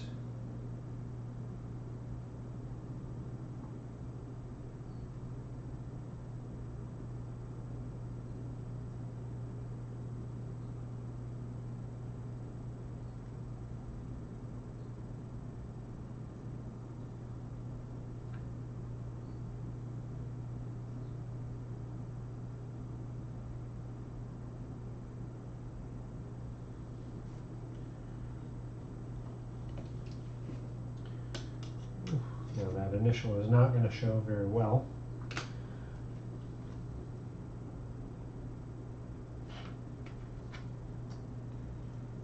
It is a good thing I got my pokey tool handy because I am using it today.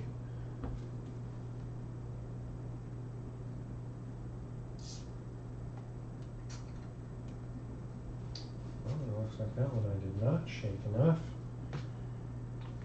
Maybe that one in the Carnage Red I didn't do.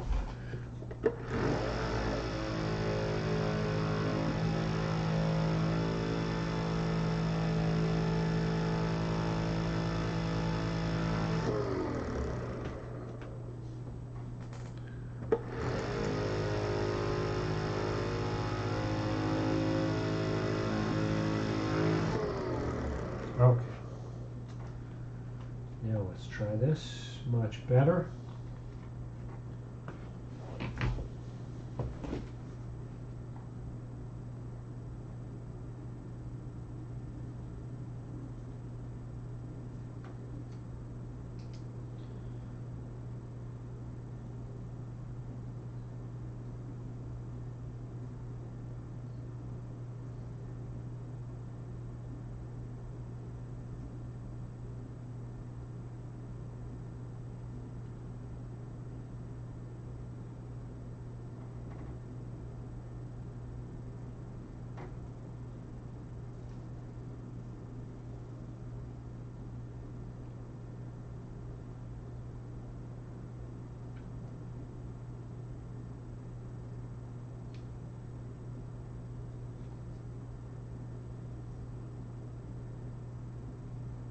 Easter tomorrow.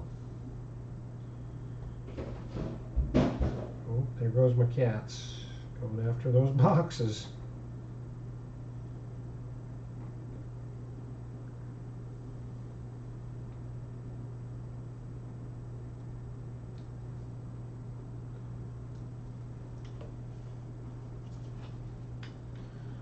And again, this is just the blend of the first and then the mid-tone.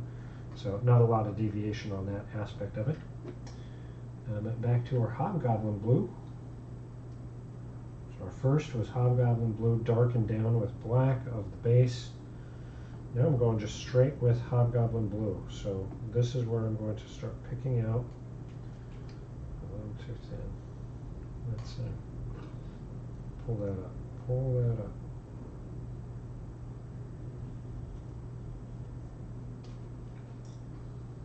A little too thin there.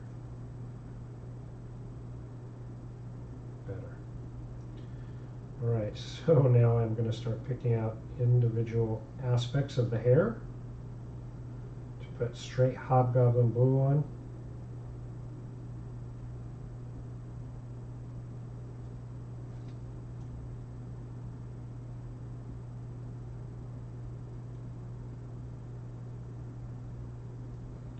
Following the same aspects, just hitting that crowned area.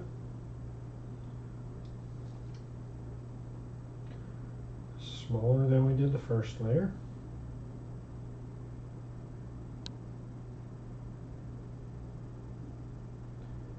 And the elements that we highlighted here.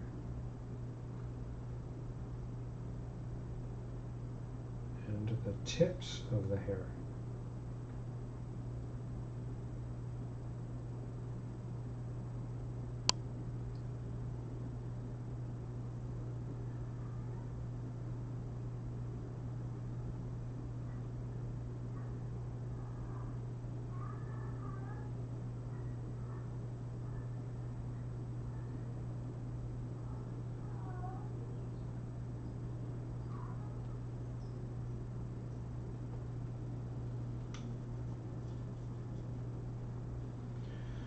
Those will dry fast. Next I'm going to add some of the skeleton bone with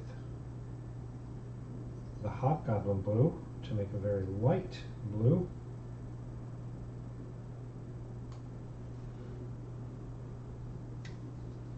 And then very direct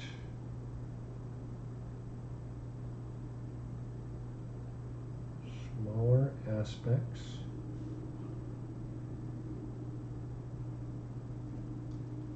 Individual hair as much as possible. And this one is a little more challenging because of the way the hair is sculpted.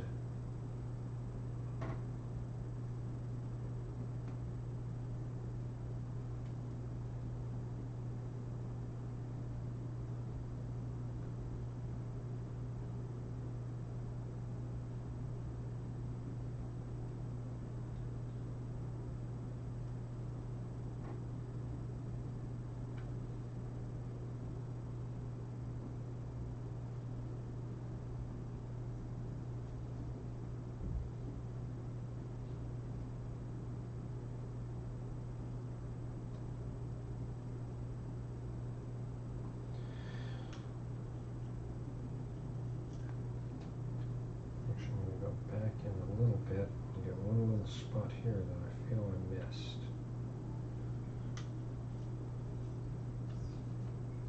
Just tonally up. Exactly the same formula that I used before.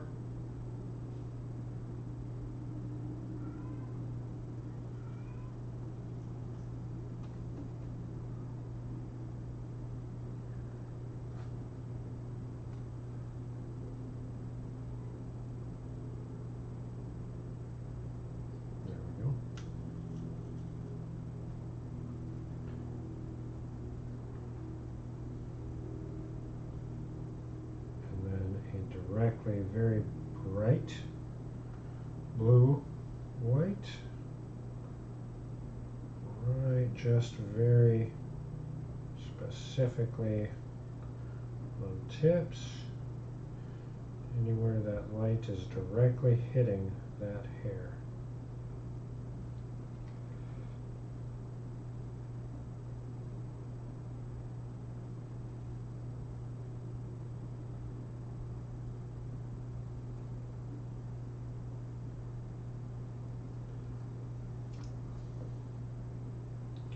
Which for me, characters that I'm painting, they are actual player characters, that light is always directly above. Directly above.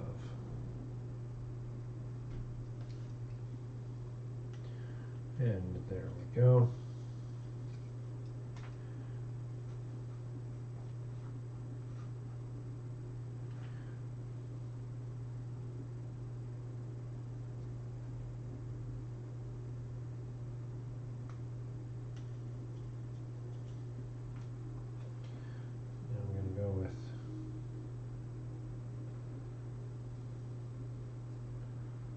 Carnage update or highlight.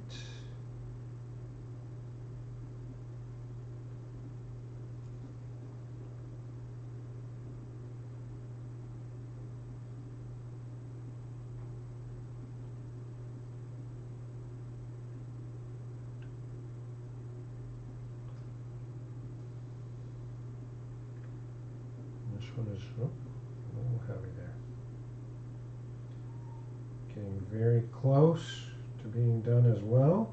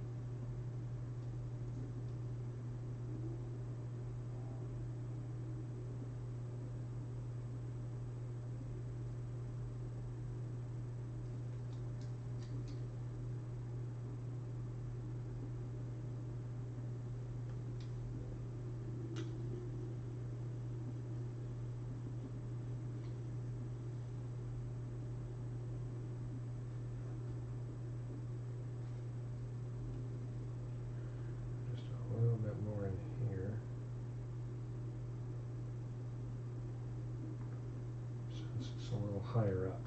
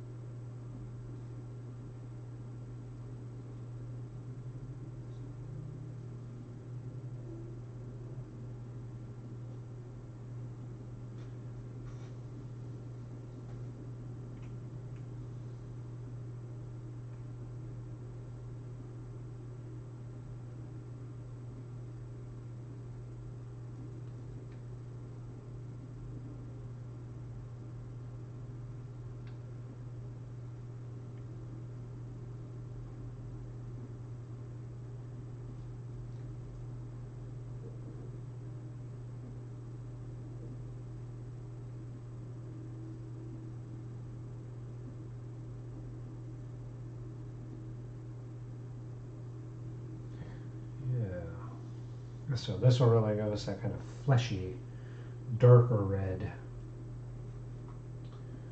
that I'm looking for, to make it feel a little more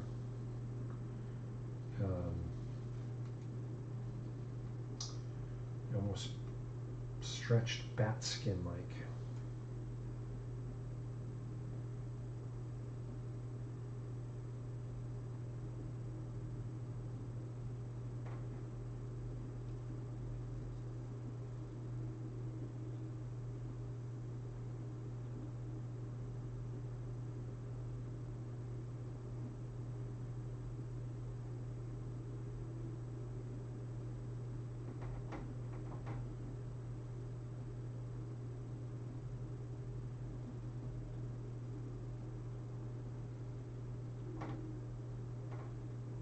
Really stand out different from that collar.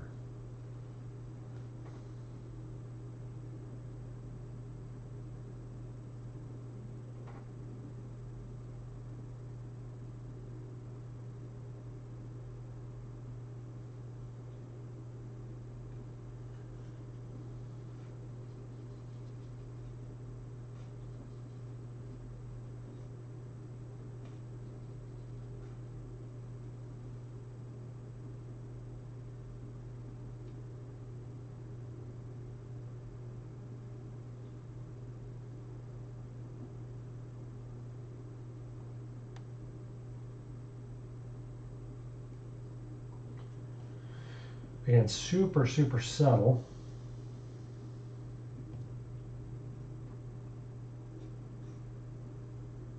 Which is just perfect. Last color we'll use on this cloak. Very, very minimalistically.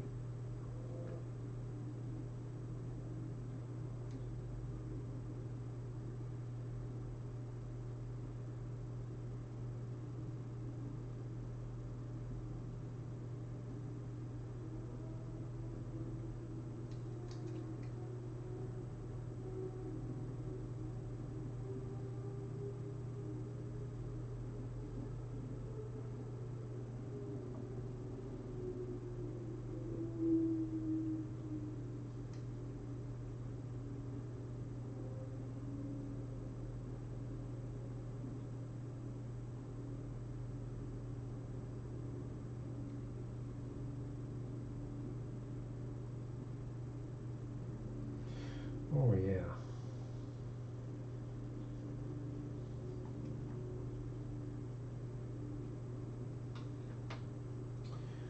Yeah, we can also go through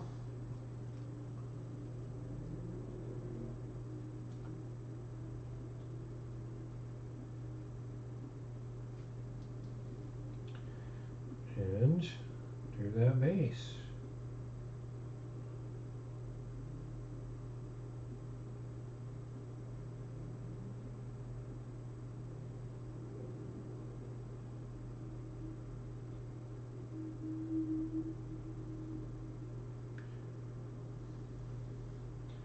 You can see I've got these currently stuck to bottle caps.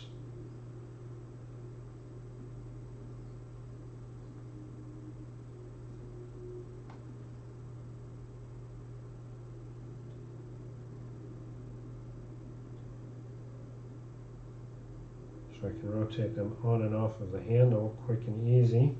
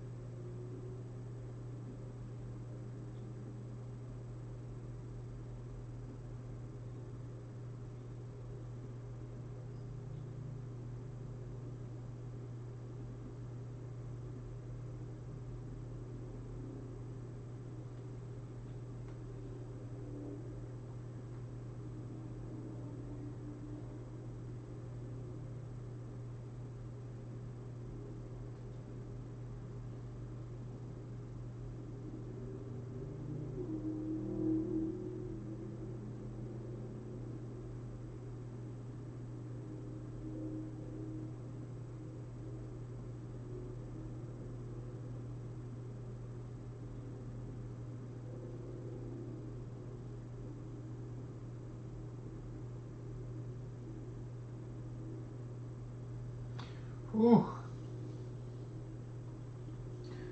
Now, just like the dwarf, all we need to do is some dry brush highlighting onto that cobblestone.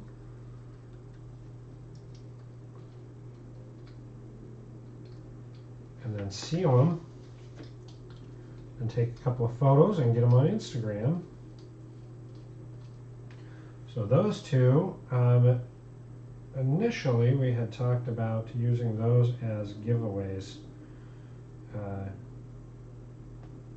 We haven't worked out all the details or anything, but we thought we've got so much going on with our shows, our Friday night show, we review products. Monday night show, we world build. Wednesday night show is when I build characters and monsters. So the thought was, do we use these with their character sheets as giveaways? We haven't come to a decision yet. We haven't had a whole lot of people like weigh in or anything. So leave us a comment and let us know what you think. Do you think it's a good idea? Would you be interested in like an enter to win, no purchase necessary kind of deal, or random draws when we had certain number of followers? Initially, that was the goal. When we had 25 followers, we were going to give away a D&D starter set that we reviewed.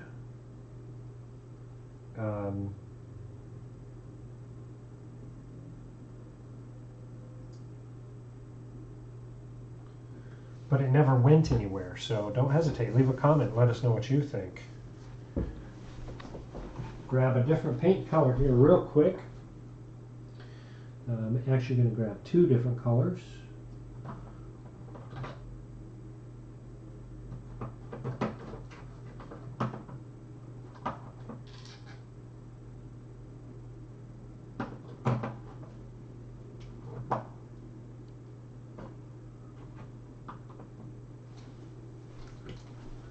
And for my grays,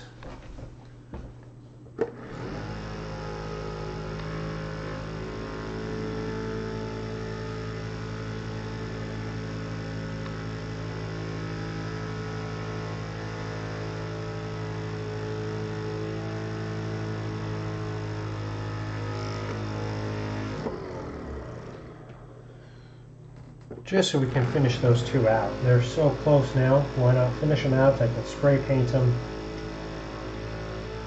Spray paint. Seal them. Spray seal them. And then get them up onto Instagram. So let's do a little bit on the dwarf first. I am just going to dry brush some stone. This is the cobblestone base. One thing I've noted with miniatures overall, they've gotten away from just the broccoli bases and started integrating more dynamic bases as well. So even ones that are just like simple, like this one here, it is just cobblestone base, but it's so much easier to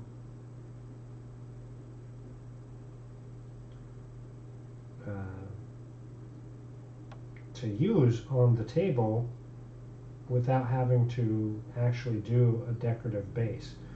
Well, I still will end up putting these, most likely, maybe not for sure, it's hard to say depending on what we do with them, but definitely can put them on a 1-inch gaming base or whatever you like. If you're doing a more dynamic scenic base, you can go that aspect as well.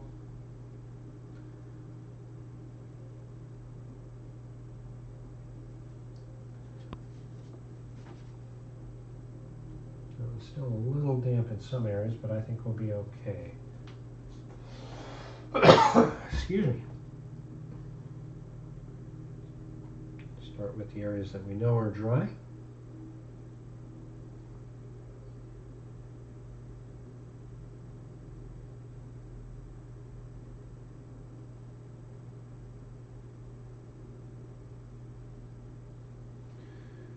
just dry brushing some gray. This is Dungeon Gray.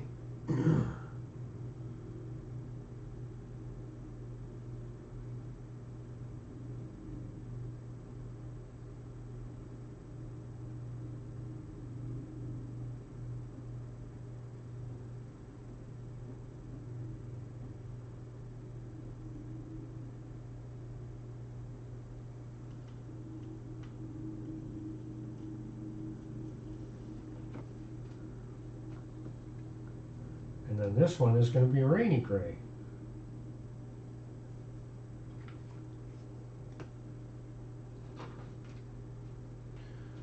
And make sure our brush is nice and dry.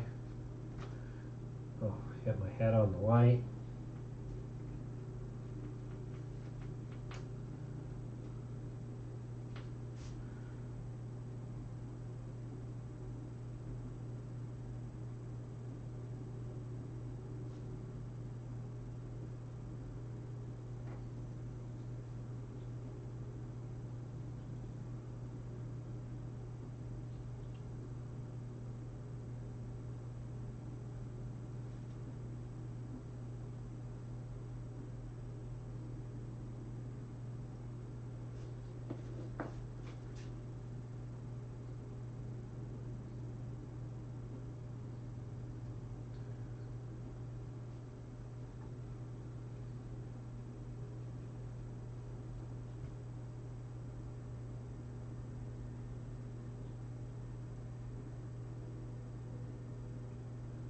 Touch these up just a little bit with this.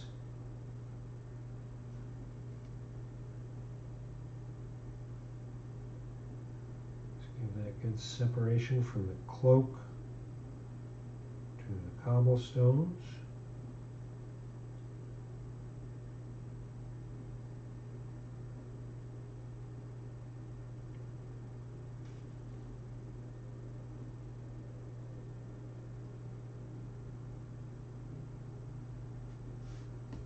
Just like that. Now our sorceress is all done, ready to be sealed and then posted on Instagram. And our dwarf is also all done, ready to be sealed and posted on Instagram. Before I seal them or take them off the bases, I'm just going to go around and give one more just nice clean coat to the base to make sure I've got nice, good, even coverage. Sometimes when you're dry brushing, you can hit those edges a little too much and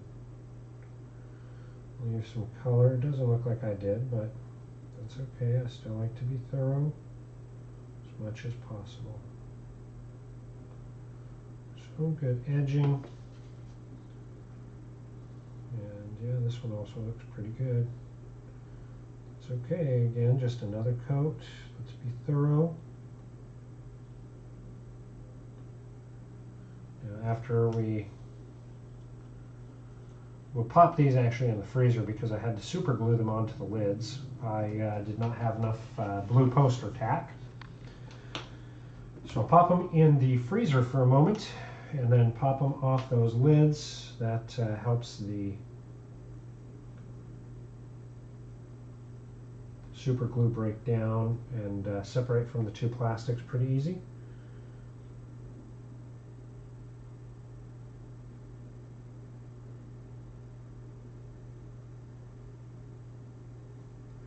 And then we will get them sprayed with a spray sealer.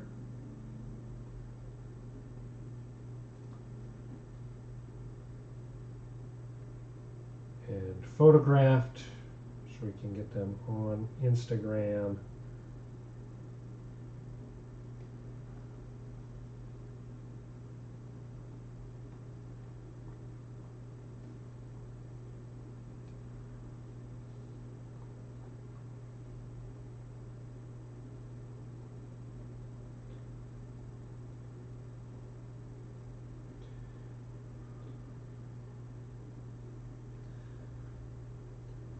So we got 2 done on the stream today. That's pretty good. I did not get to work on the flower fairy. I've got to do the flesh tones on that one first, so who knows, we may be doing that here in a moment. Of course, we've been going now for 2 hours and 18 minutes, so I'm going to get these yellow tones on, then we're going to take a break. Because you got to make sure you get up, stretch, scratch.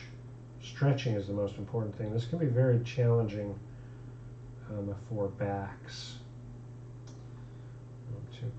Too quick, and move too quick. So you want to make sure that you're not damaging your back. So getting up and stretching, doing a quick little walk around, super important. Super, super important.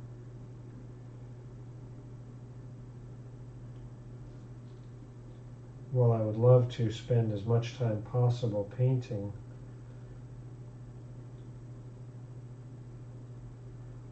you've got to be as realistic as possible with what can your body handle.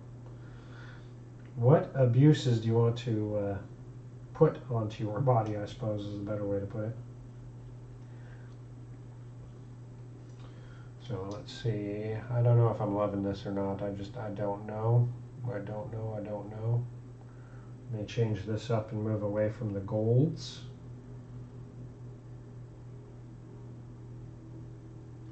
Because I just don't know if I'm loving this.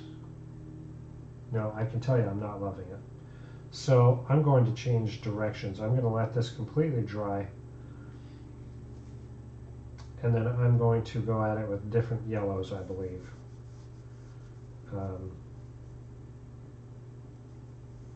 Or maybe greens. Maybe I'll go after it with some very bright greens. So my challenge is I want to do more vibrant colors. So I definitely want to do something brighter, but I think I am going to play with my color wheel a little bit with some purples and greens.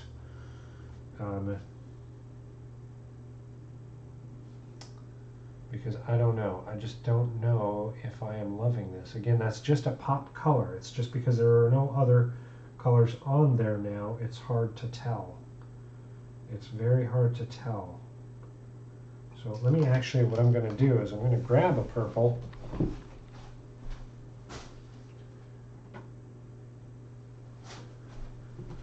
This is not going to be the right.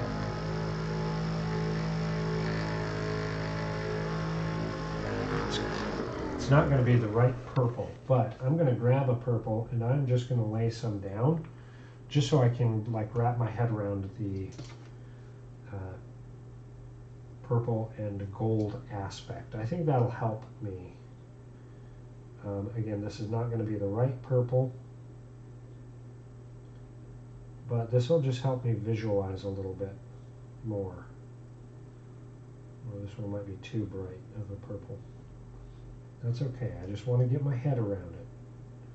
Sometimes you got to just play with some stuff to see.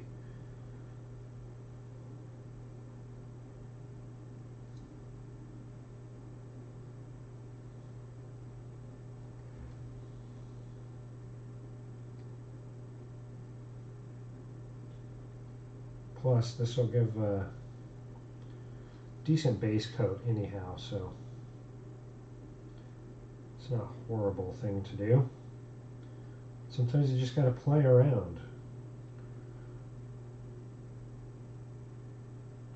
Especially on ones like this where you're just not fully committed to a plan.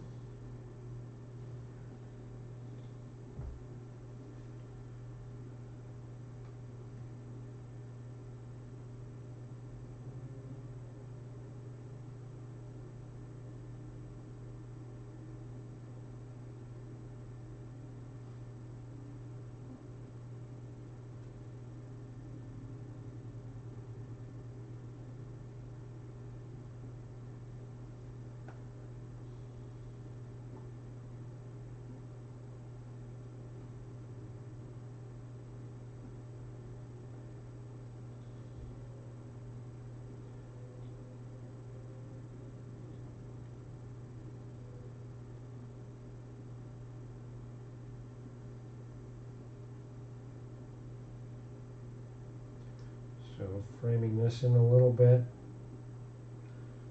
and we're still going to walk away from it, but like I said, this is just going to help me get my head around it a little bit.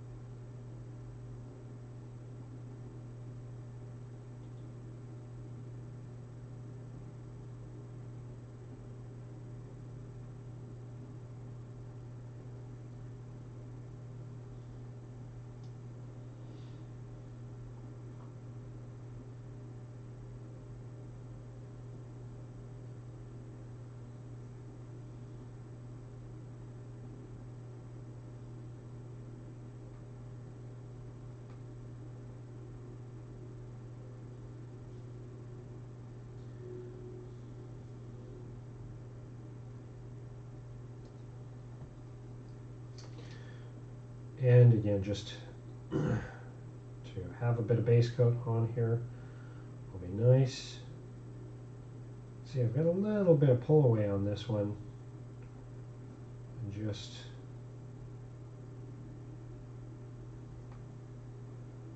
a little bit. That paint pulling away from some of the plastic.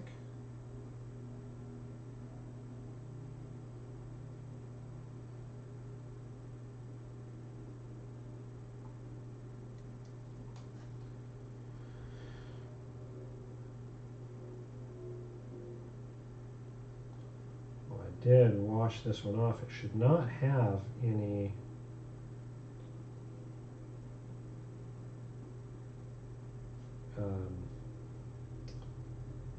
sometimes your miniatures will have demolding residue on them just to help them not stick to the molds.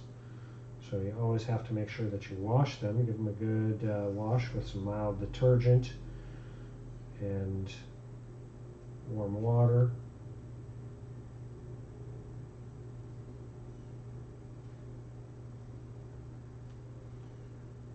That will help the paint adhere a little bit better. This one still has a little bit of separation, so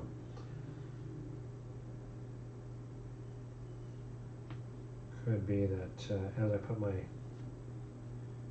paint on my wet palette, I did do it on a wetter spot. That sometimes plays havoc, thins down your paints a little bit, and doesn't help.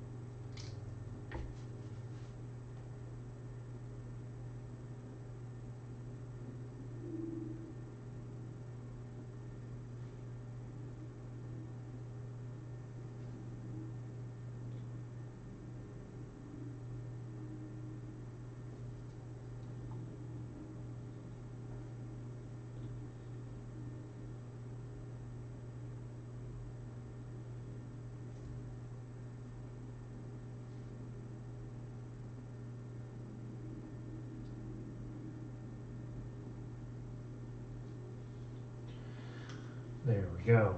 Some purple coverage on there. Now I want to look. So now we've got some additional colors on there. That to me is now not so bad. Whew.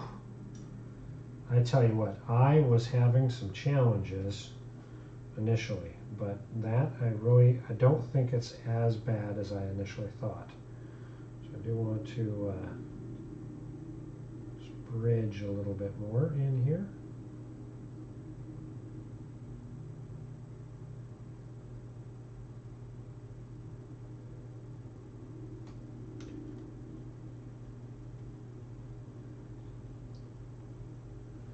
Yeah, I think that's going to work pretty decent. I do think that's going to work pretty decent. Sometimes you've got to play with it a little bit and try things out and give this a moment to dry, and then we'll do just another little touch-up on the color of the gold. This is non-metallic metal gold that we'll be doing. Just the base, and then we'll start doing a couple of highlights with that.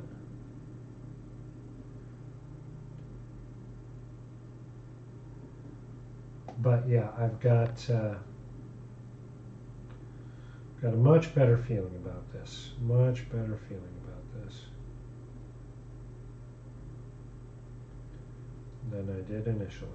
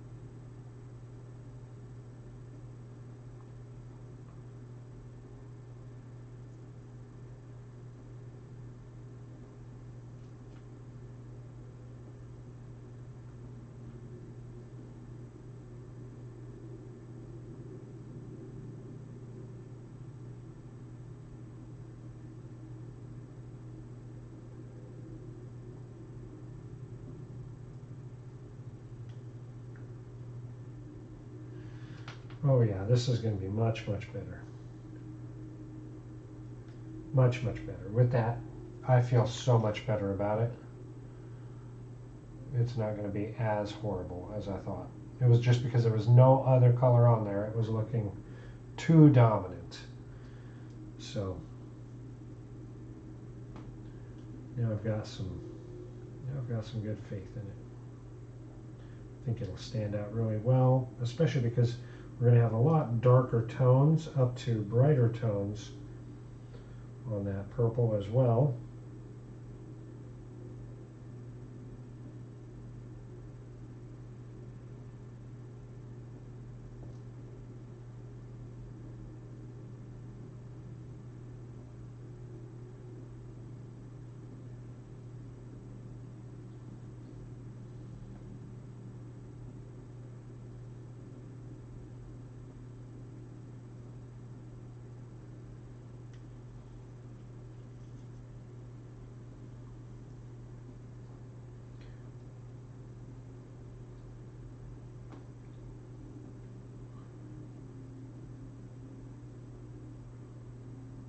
So yeah, I'm feeling pretty good about that.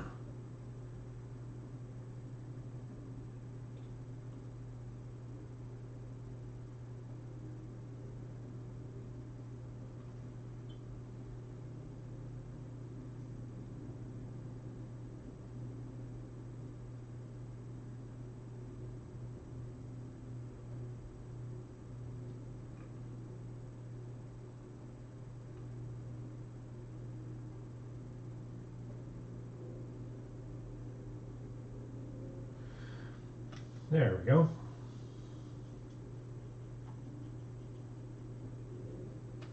Whew. Well, what a long session here at 2.5 hours so far, but we got 2 miniatures all done. As far as their painting, we've got a Dwarven fighter, we've got a Goth sorceress.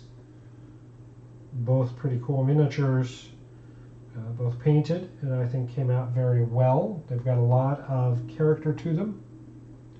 I'm going to go pop these in the freezer, pop them off the bases, get them a good sealing spray, and then take some photos of them and get them on Instagram so that those two are done.